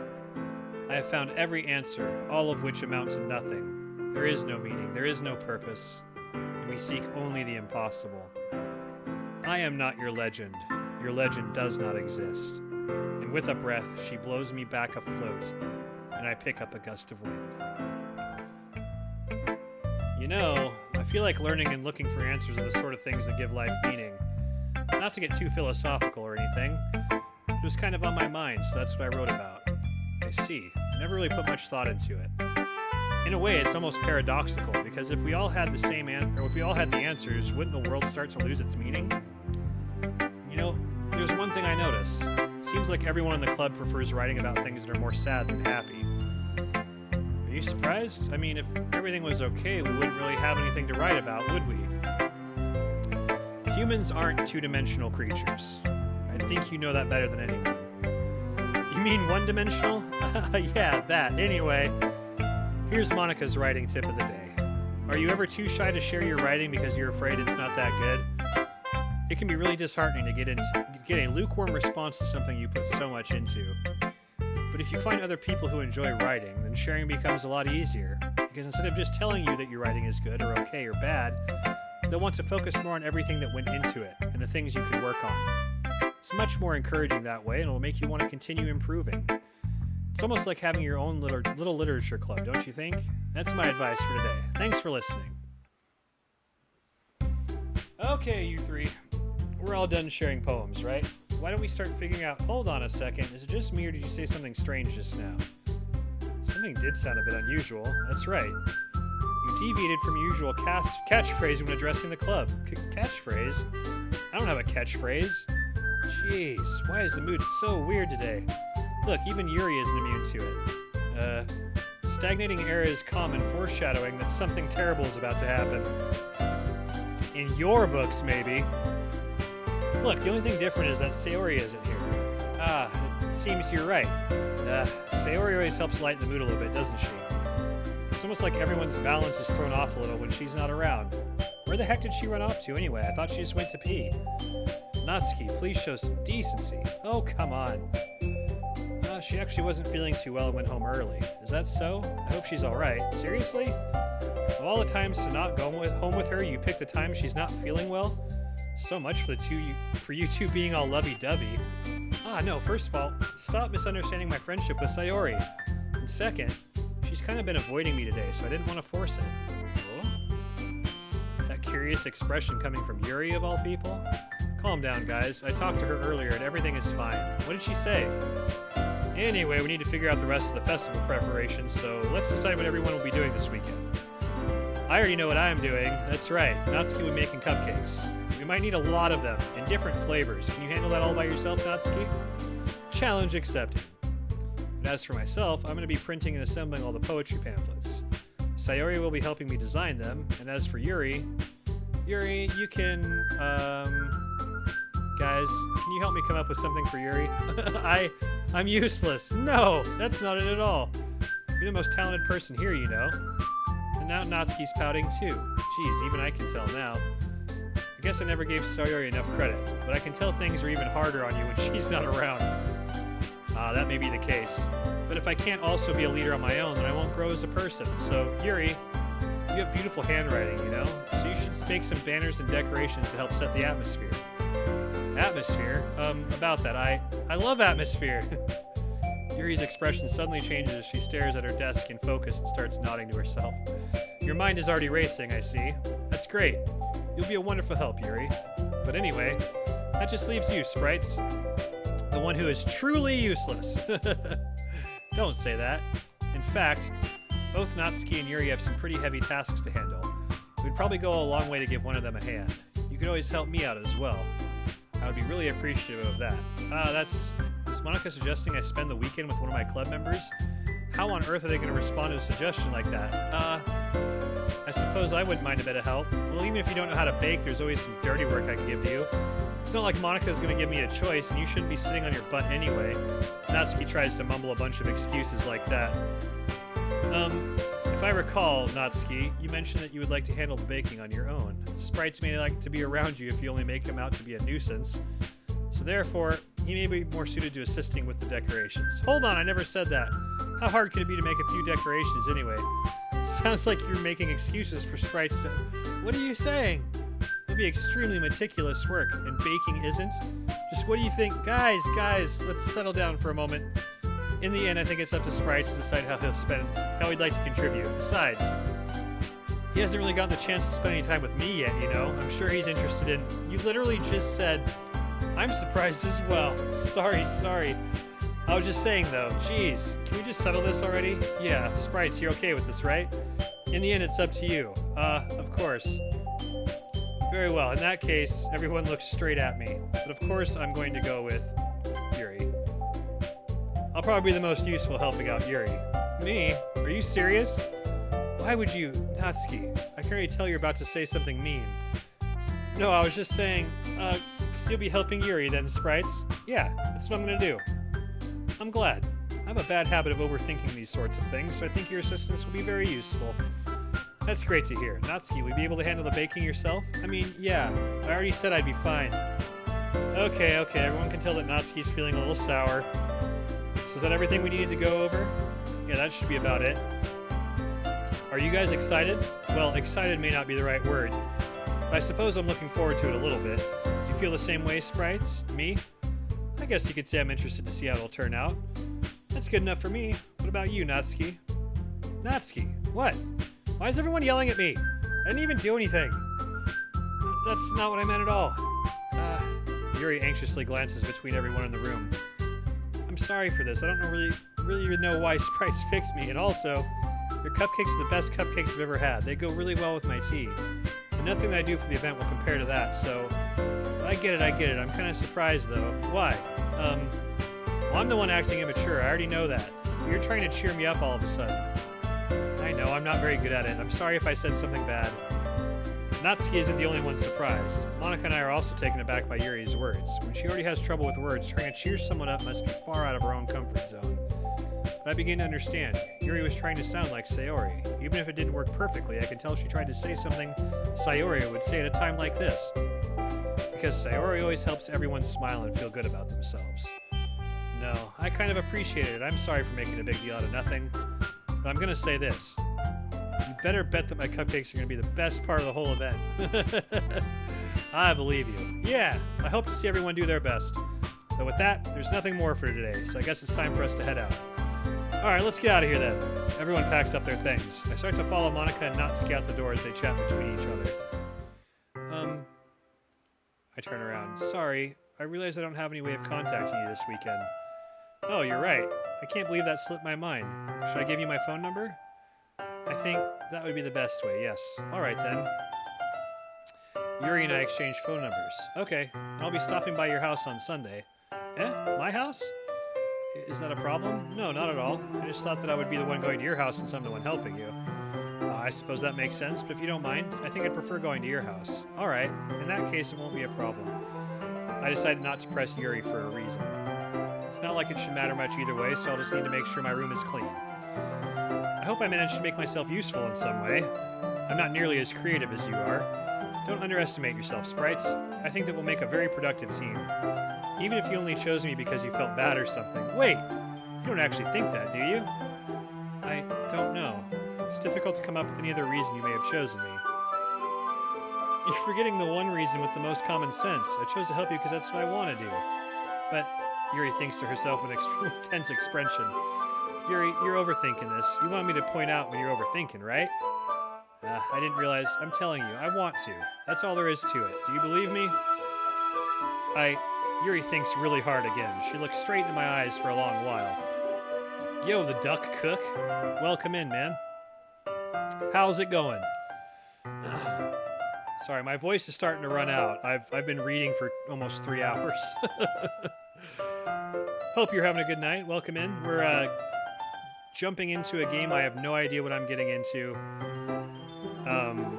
I had a good friend recommend this, and I promised them that I would play it on stream at some point.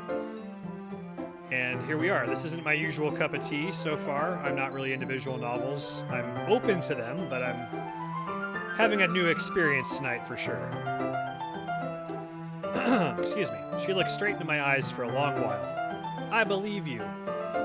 As if it took her tremendous effort, Yuri finally says that and relaxes her expression. And I'm really looking forward to Sunday.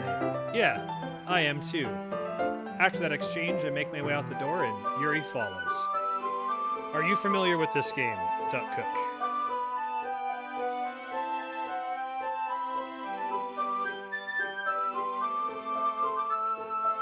And if not, what are you usually into playing?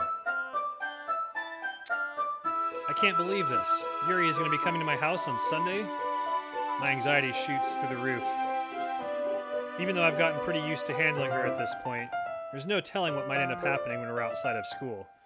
Oh, cool. Cool. I've had a couple people pop in and say that I'm in for something really unique. And so far it seems pretty chill, but the warnings at the beginning of the game definitely already have me prepared that this is going to take some turns at some point, I'm guessing. But my friend made sure to really stress that I don't look up anything about the game, so I am going into this completely blind. I've heard that from a couple of people, man. So I'm looking forward to really delving into it. The only visual novel before this that I've ever completed was The Silver Case, and I absolutely love that. I'm really into detective and mystery stuff. And I really want to play AI, the Selenium Files, or whatever that's called. That one also looks really cool. And I'm opening up a little bit more to it. It's just, as far as streaming goes, I've heard that this one is a good one. Oh yeah, thanks for letting me know about the balance. I've been having a little bit of problems with my microphone, so I appreciate the feedback. Is that better? Maybe even a little bit more. But yeah, I've been hearing nothing but good stuff about this game, and I did decide to purchase a physical copy. Serenity Forge had it on sale at their online store, so I figured now was the time to dive in. My friend who suggested this to me is a very good friend, and I feel like I owe it to them. They're one of the people that convinced me to start streaming, so they aren't here right now, though, unfortunately, to watch it, but yeah. This seems like it's gonna take some very interesting turns. I'm excited to see what happens. There's no telling what might end up happening when we're outside of school. More than that, she told me that she was looking forward to it. Is this the chance I have to make something happen between us? Or is it too early for that?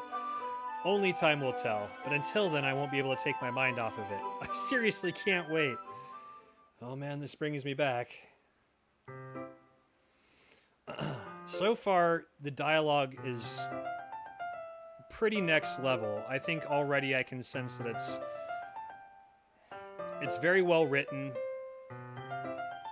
and it's not just campy or anything. Like, I was afraid this was going to be super cliche or a bit too high school anime for me. I mean, I have a son who's in high school, so I'm getting a little old for that setting.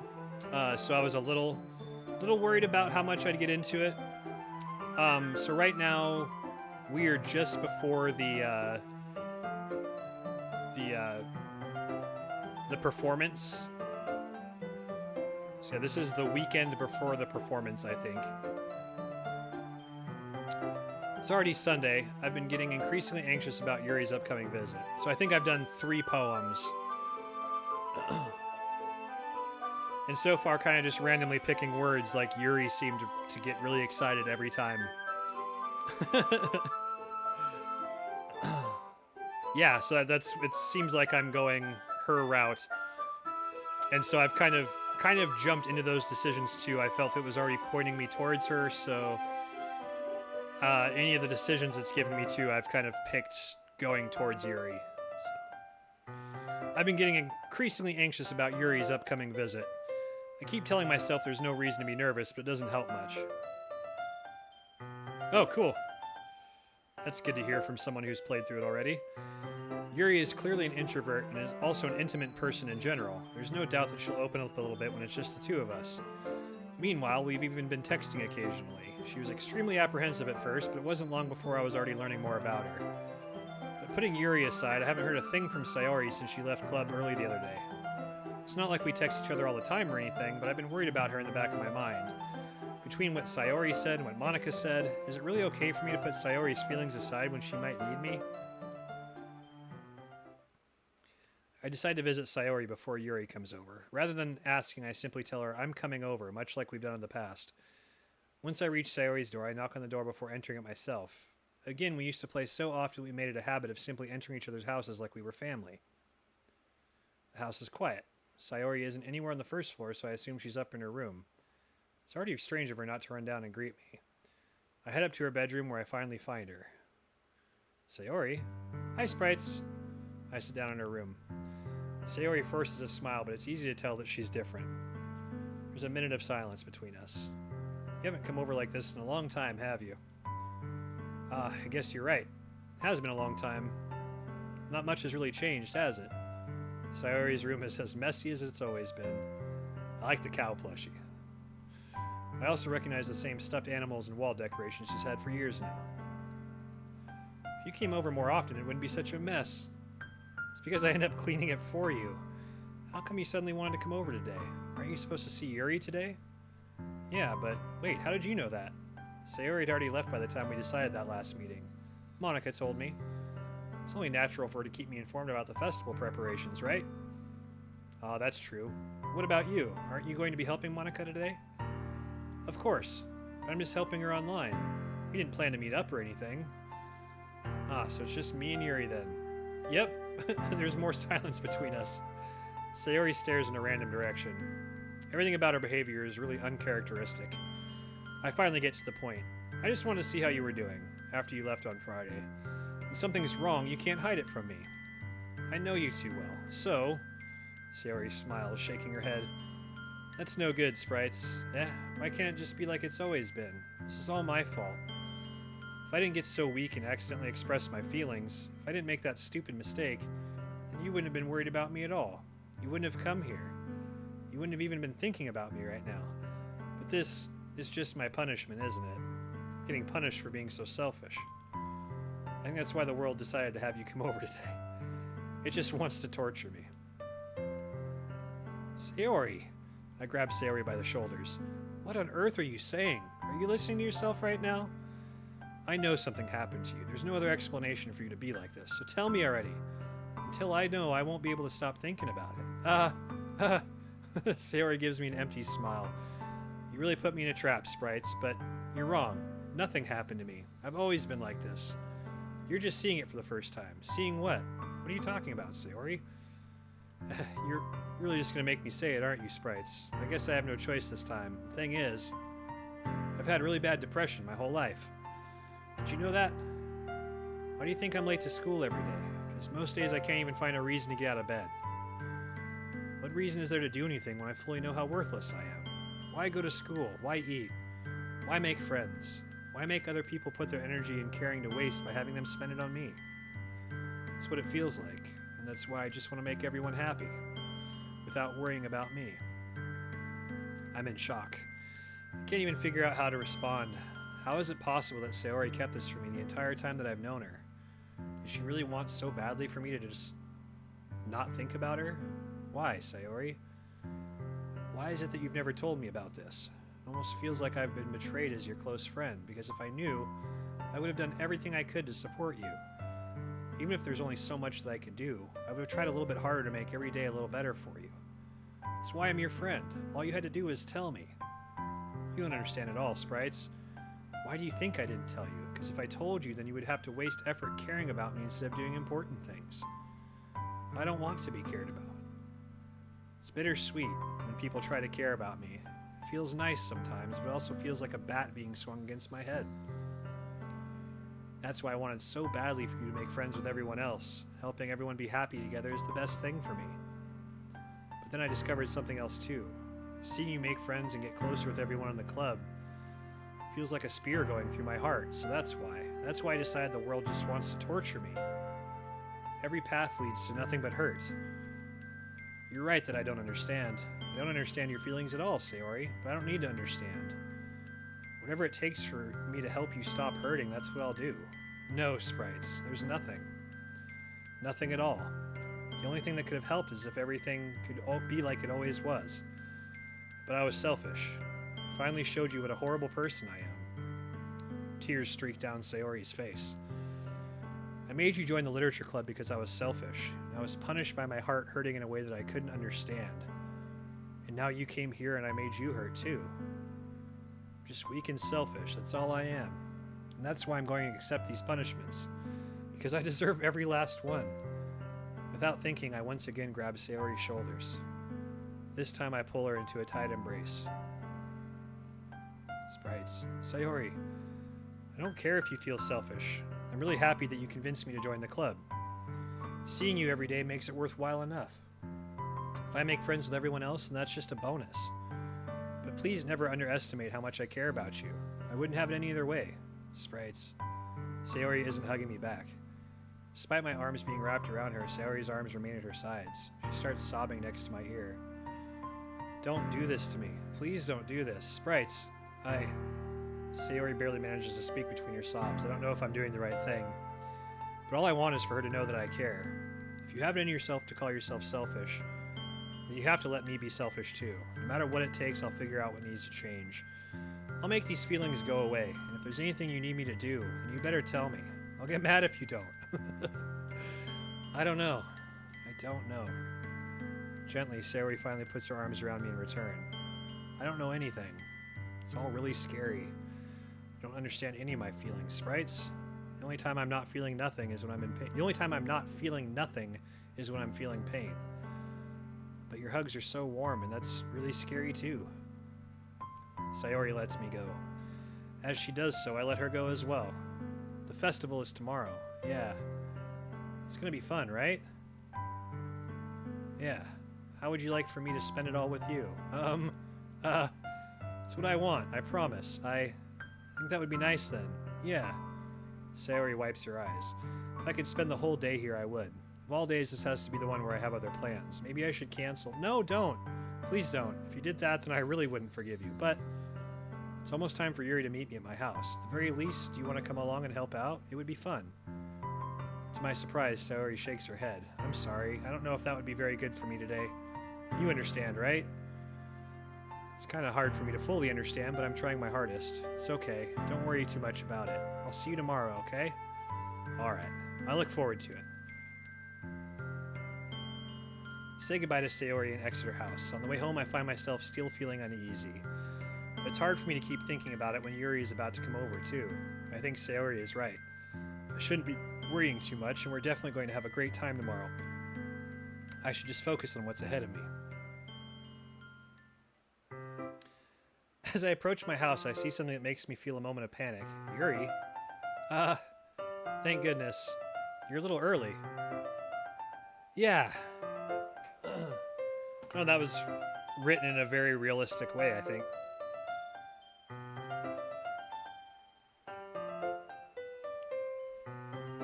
Big sads indeed.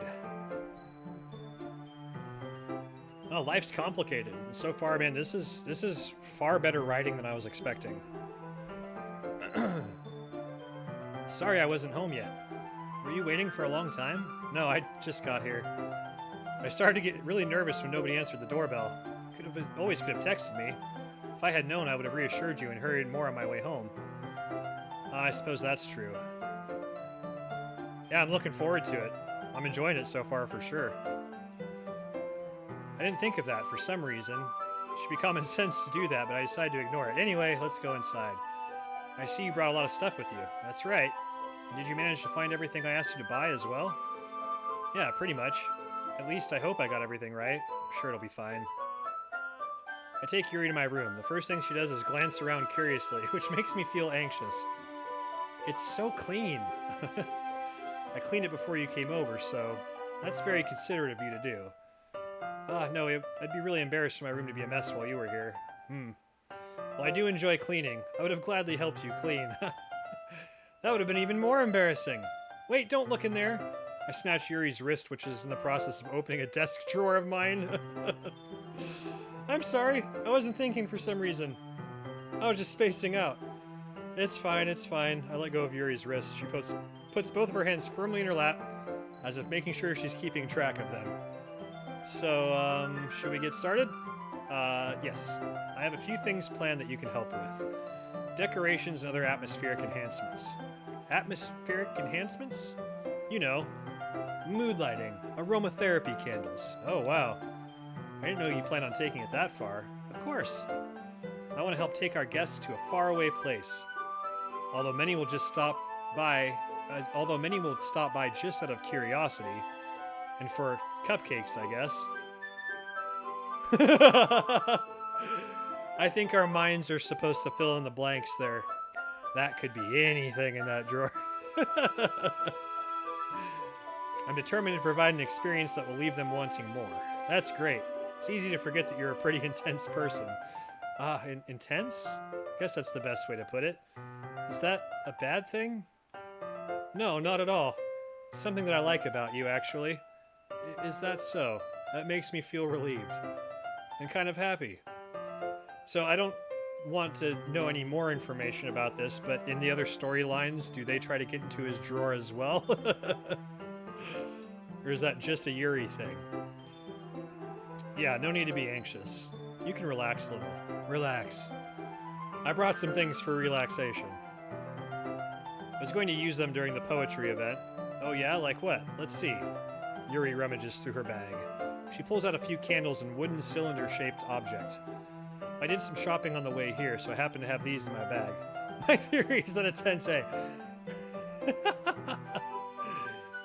As long as it's not tentacle hentai, we're fine. I did some shopping on the way here, so I happen to have these in my bag. I plan to cover the windows in black paper and use the candles to light the room. I think that would be amazing, don't you? Yeah, that would be really neat.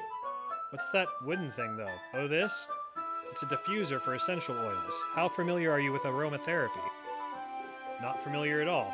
Ah, is that so? It's one of my favorite contributors to a positive atmosphere. Depending on the oils or herbs you choose, you can change the mood of the air itself. You can even feel it permeate through your body. And I actually do like aromatherapy. My mom got me into that. Sandalwood and orange. I fucking love the combination of those two essential oils. It just smells so good. Anyways, you can even feel it permeate through your body. Relaxation, positive energy, romance, reflection. It's almost like magic. Yuri takes the cylinder and pushes a switch at the bottom. In just a moment, a thin ray of vapor begins to spout through a small hole in the top. Wow, that smells wonderful. What kind of mood is that one for? This is a jasmine essential oil. It smells a little sweet and flowery, right? Yeah, that's a good way to describe it. I chose jasmine for the event because it provides more than relaxation. Jasmine enhances your emotions and helps you feel them flow through your body. You feel warmer and your heart pounds more heavily. Don't you think that'll be perfect for sharing our poems? It does sound suitable. But you seem to know a lot about this, so I'll trust your opinion with anything. Yuri smiles gently, clearly enjoying herself. She again reaches into her bag and pulls out several spools of thin ribbon. What are those for? Well, did you purchase the origami paper I asked you to get? Yeah, I have that over here. We won't be using the paper for folding origami. What I'd like to do is write a different word on each paper. We'll need about 100 of them. I don't know where the turning point will be, but I have a feeling that that's probably a big turning point.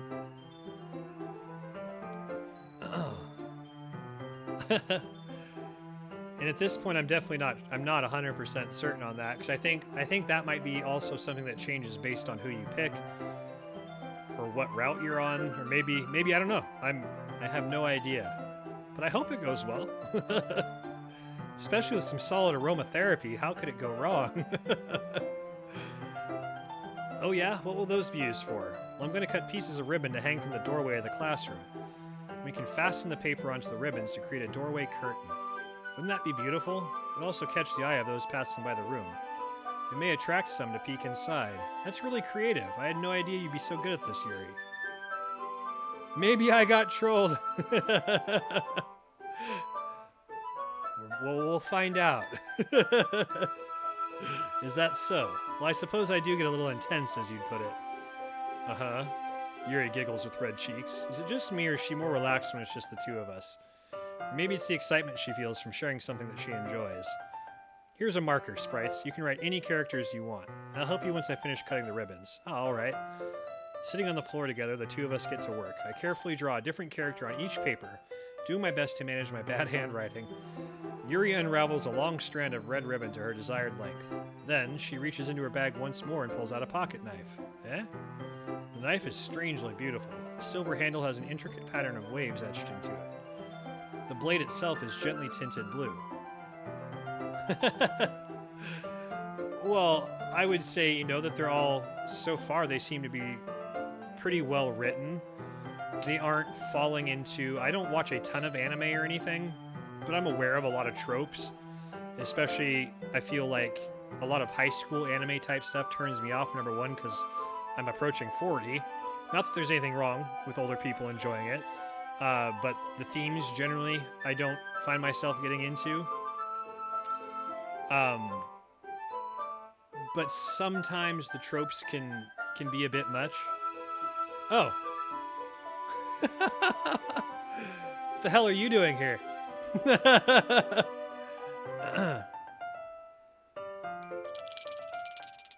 need to time that out. Thank you. We can just forget that happened. The blade itself is gently tinted blue.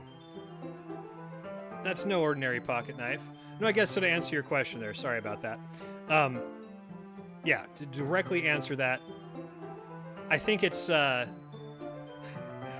of too early to tell, but I feel like the writing's pretty unique and that I like the characters so far. All of them. What, Gus? What did you expect?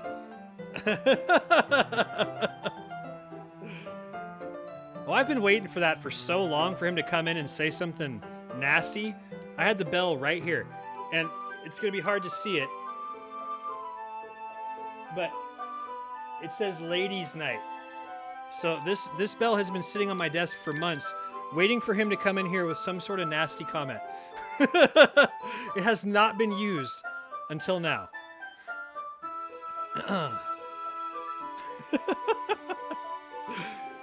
And especially with the treatment he gave me tonight, man. Fuck. It's only right. I've been timed out like 100+ times in that channel.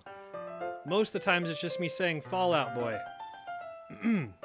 Anyways, that's no ordinary pocket knife. It looks really fancy. Well, embarrassed, Yuri looks away.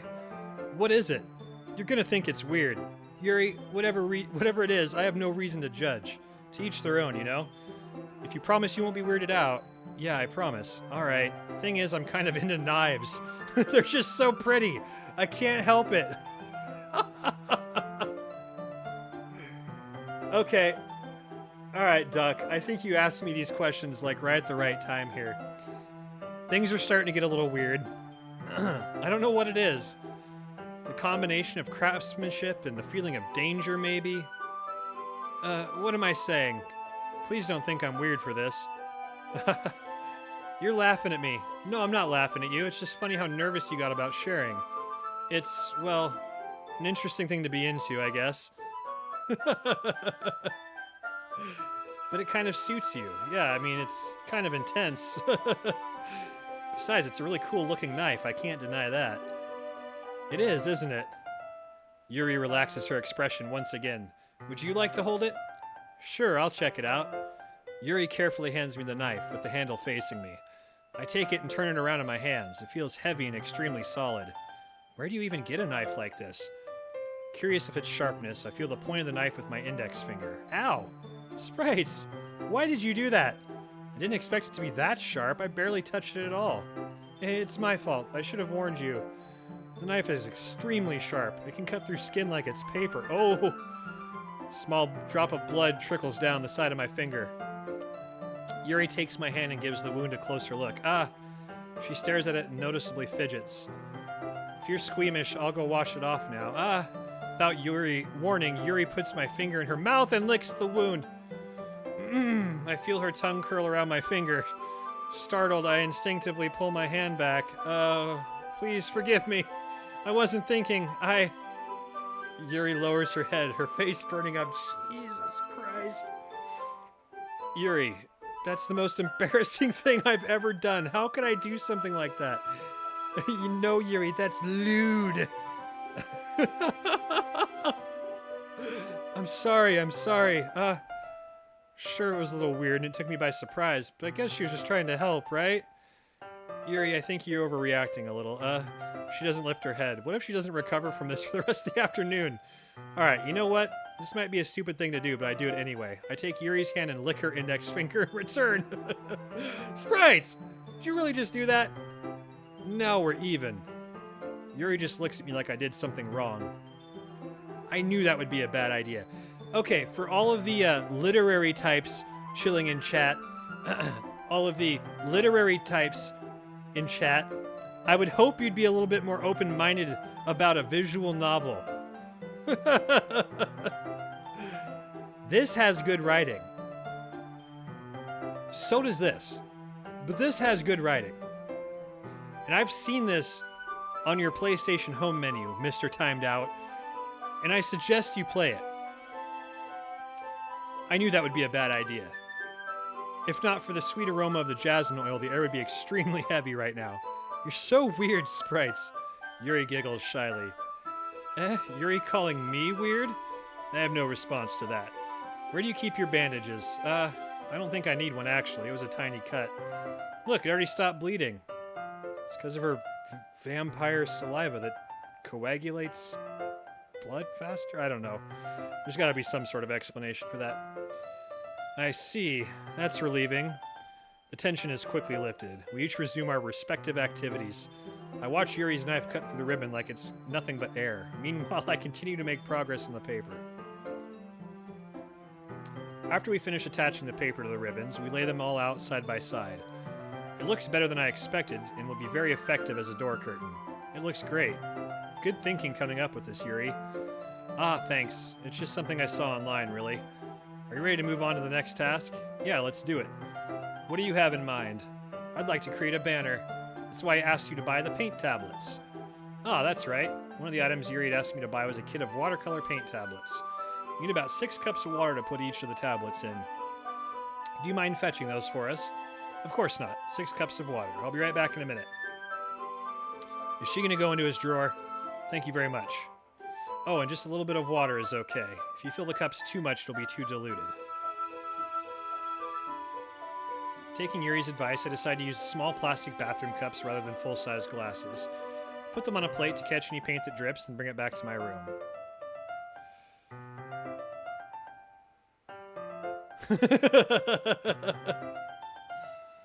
That I think might be some foreshadowing. I think in the business we call that foreshadowing. Only time will tell. Please, no spoilers. Yuri? Yes? I come in to see Yuri quickly unrolling her sleeve, pulling it back over her arm. Ah, nothing. Your face is a little red. Is it too hot in here or anything? No, not at all. There's nothing wrong, so let's mix the paint. Yuri hurriedly dismisses me and takes it upon herself to unwrap the tablets, dropping them into the cups. So, I thought we'd do something simple that would look very nice. I'd like to paint a gradient across the banner, starting with the colors for sunrise, then daytime, then sunset and nighttime. Once it dries, I'll write an inspirational quote across the banner. We can hang it on the wall behind the podium at the front of the classroom. Ah, neat. What are you going to write? Well, it will be more fun to surprise you. Yuri smiles at me. If you say so. After rolling out the banner, Yuri and I kneel on opposite sides so we don't get in the way of each other.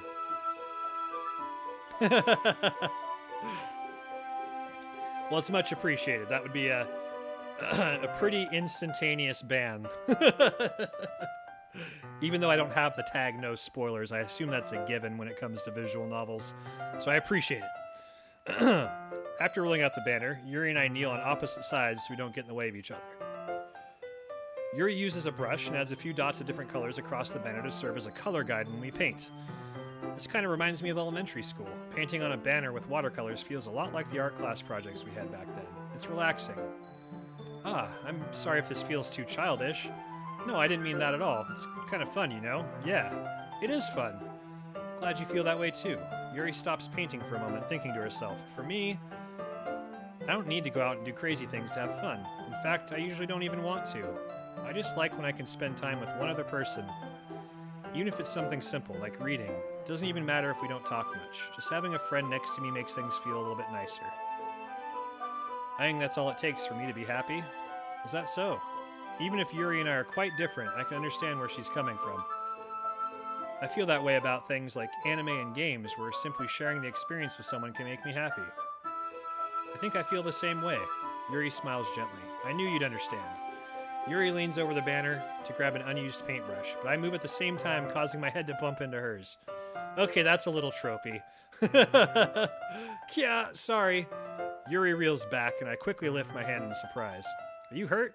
No, I'm not hurt. It just startled me, that's all. Sorry, I should have asked you to get it for me. It's not your fault. Ah, your face. There are droplets of paint on Yuri's face and neck. Is there something on my face? Yeah, I accidentally got paint on you. Sorry, it's totally my fault. I'll get a towel right away. I rush out and fetch a small towel, then I dampen it with hot water. I return to my room and kneel back down in front of her. Here, I pat down Yuri's face and neck with the towel. For a long time, I was into mystery and detective novels and, like, law fiction. But as I've grown up, I've turned to video games for that type of entertainment generally. And with books, I tend to go for more biographical, history, nonfiction type stuff. My fantasy stuff is usually in the video game side of things. RPGs with lots of text are very common for me. What is uncommon, though, is actual full-on visual novels. I'm pretty new to that. I pat down Yuri's face and neck with the towel. Ah, is something wrong? It's hot, I just didn't expect it. Sorry.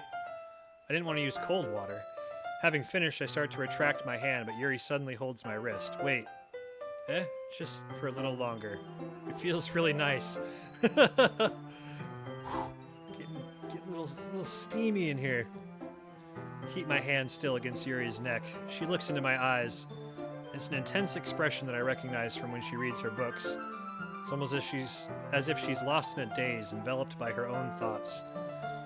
What about you? Are you much of a reader? She breathes gently, half through slightly parted lips. What is happening? Is it the aroma of the jasmine oil giving me this dizzy feeling?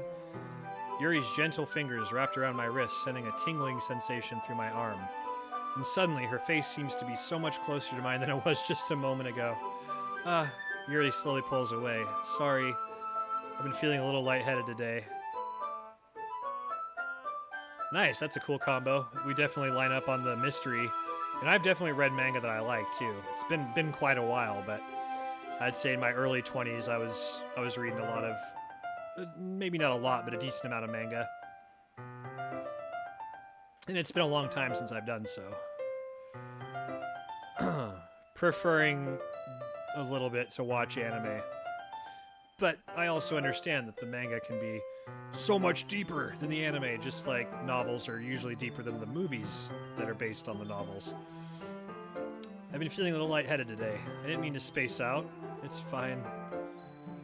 The moment is over as soon as it began. Yuri picks up her brush again, but her movements seem clumsier, like she's unable to focus. I remain silent, forced to ignore the event that just transpired. I hesitantly retrieve my own brush and continue following Yuri's example. That should do it. Man, reading for 3 hours straight will really get to your voice. I am not used to doing this, and I can feel like my voice is going to be gone tomorrow. But this is good practice, because I might end up reading this on stream. If someone pisses me off enough. I finished filling the night sky with white dots that look like stars. Looking at the banner as a whole, it's very pretty and natural looking. I think it came out better than I expected. Oops. I'm really happy with the results. Yeah, me too. Are you going to add the lettering now? Not yet.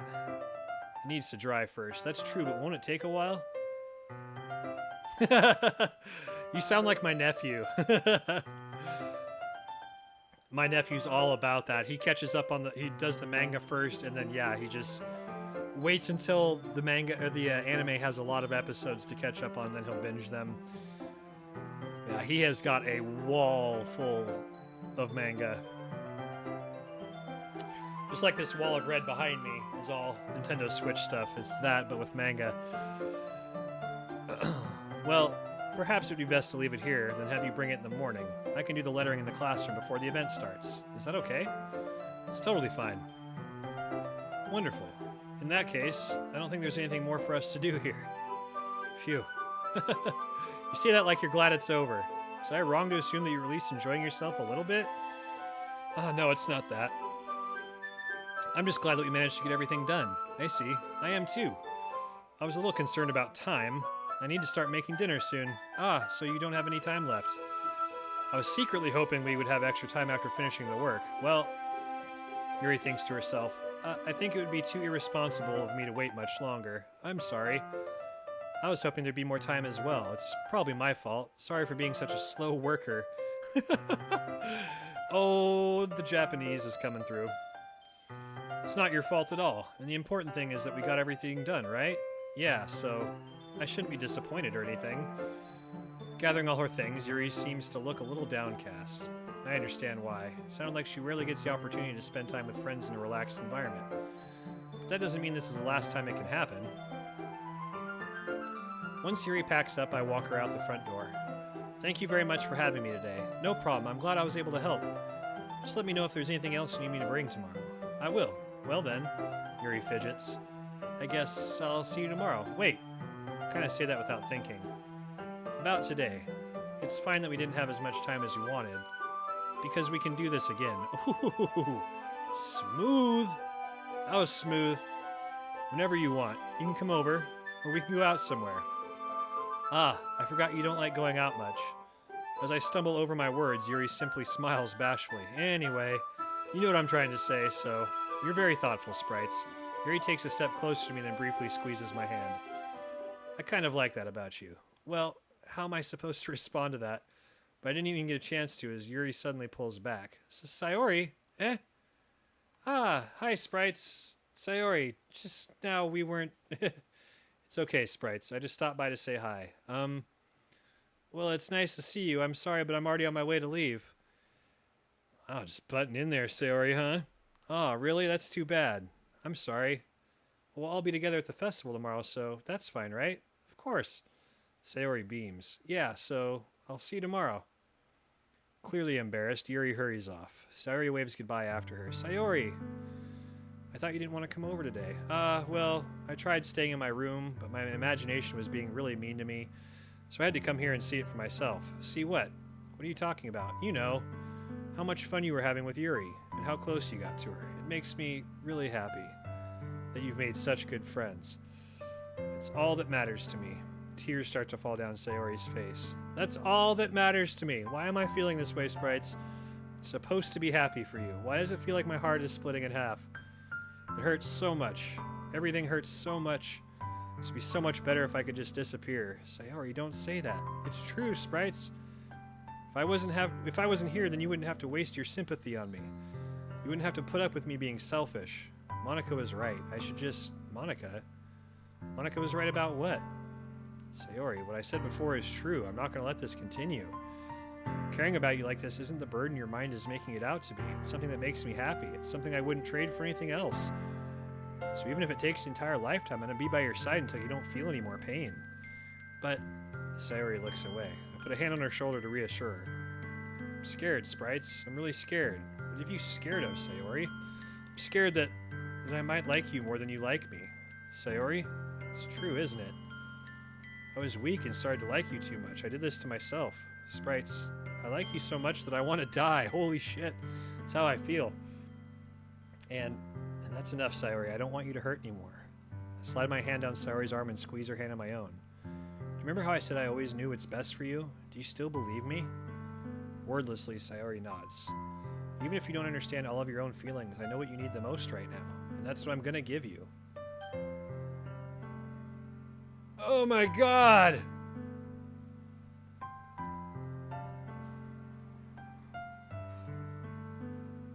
Oh. There's been like almost no choice in the entire game so far, and then it drops this shit.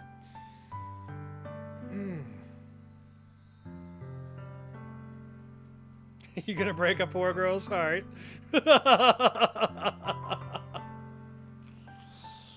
Damn it.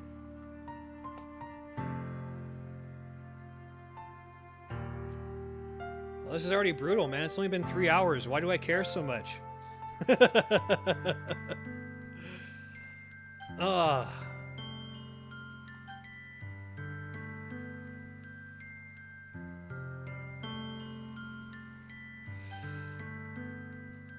Well, I think that might imply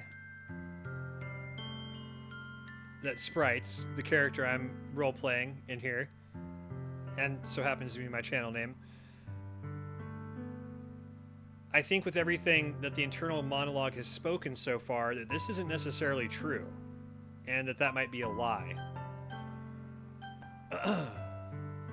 This seems more absolutely in line with it, but yeah, so I'm not sure if it's truth or friend zone. I think this might be contradicting. Yeah, truth or break her heart. But I don't know. Because I'm not sure this is truth. This will break her heart. I kind of feel like this could be not the truth as well.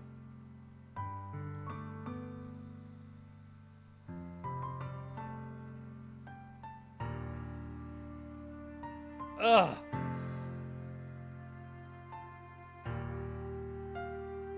Ugh. This is hard.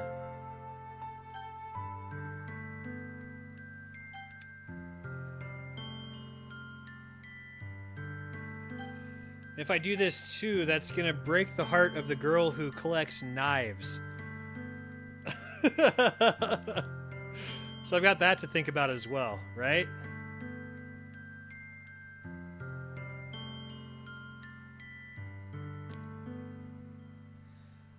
Yeah, no, I wasn't expecting it to throw a decision like this in this soon.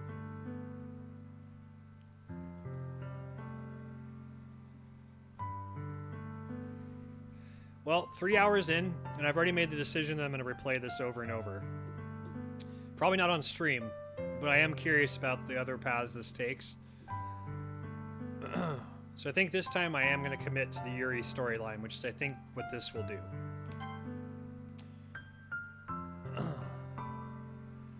You'll always be my dearest friend. What you need most is for things to be like they've always been. Monica told me the truth. She told me how much happier you seemed after I joined the club. I know you're struggling with some really difficult feelings right now, but please trust me that I know what's best and what will make you happy in the end. I promise I'll help get things back to the way they were. I see. Sayori forces a smile through an incredibly pained expression. Is this what it feels like to get stabbed in the chest? Yeah. I should write a poem about this. Sayori, it's okay. This is just my punishment, remember? For being so selfish. So please don't worry about these stupid feelings. I know you're right. I knew this whole time that there's no happiness down that path. That's why I came here. Just so I get the answer I needed to hear. And the other thing. You're also right that I just wanted to go back to the way it was. I realize that now. You really do know me better than anyone, Sprites. I'll trust you with anything. Anything at all, so... Sayori's smile finally breaks. All of a sudden, she turns around and drops to her knees. Screams! Clutching her head with both hands, she screams as loudly as she can. I'm so shocked that I don't know how to react. Sayori looks over her shoulder. Well, it did make me think, because again, I feel like it was kind of inauthentic based on how the character that we're playing as has portrayed their relationship since the beginning. Now, it could be that he just doesn't understand his feelings for her too, but to me, it kind of felt unauthentic, seeing as, you know, he initially was really okay with being in the club because of the other cute girls in the club, and then he seems like he has the big brother role to her, and that's seems to me like more authentically how he's trying to be with her. So I don't know, it did feel like the more authentic choice to me, personally. Sayori looks over her shoulder and flashes me one more weak smile before turning around and running off. Sayori! I'm left helplessly standing in the front of my house. Why am I feeling so horrible about this? There's nothing more that I could have done. Most I can do is support Sayori through her feelings and help her on the path that's right. But I'm having as much trouble understanding Sayori's feelings as she is. Even though I can comfort her, can you? I keep wondering if I should be doing something more, something different. I know these thoughts will continue to plague me until things are back the way they were. I'm going to give it everything I've got. Sayori will always be my dearest friend, and I'll do whatever it takes to put a smile on her face every day.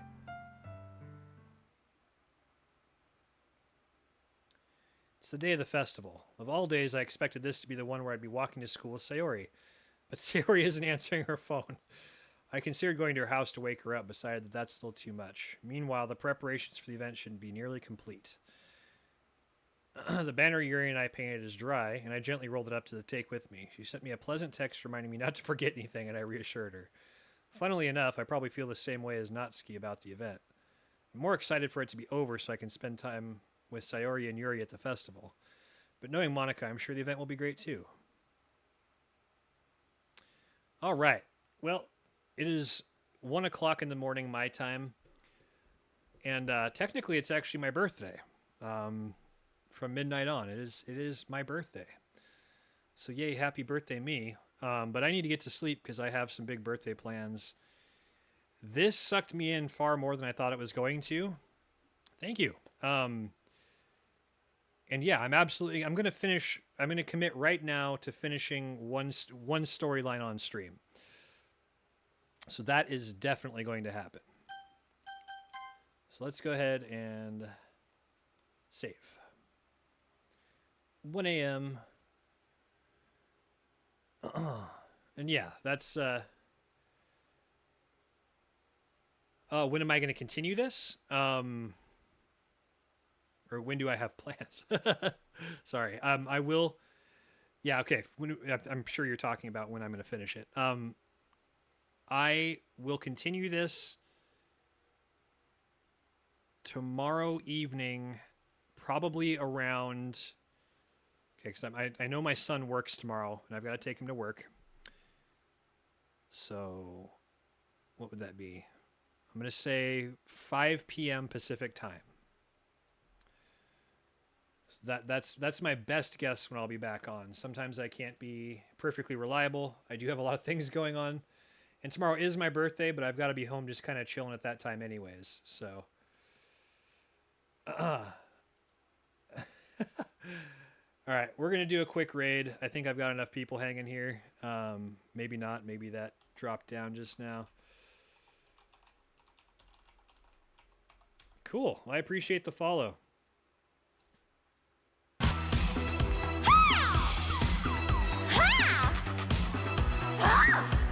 So, the underscore duck underscore cook just waltzed on into Thanks the for hanging saloon. out, Duck Cook. I really appreciate it. Just a fair warning, the guy that we're raiding is the guy that I timed out when he came in here earlier. He is a foul, foul man, but he's also very funny, and deep down he's got a great heart.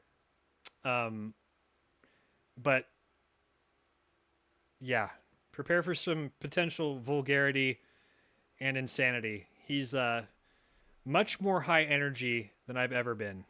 But it's a good time anyways. Have a good night, everybody. We'll catch you next time. Thanks for being around.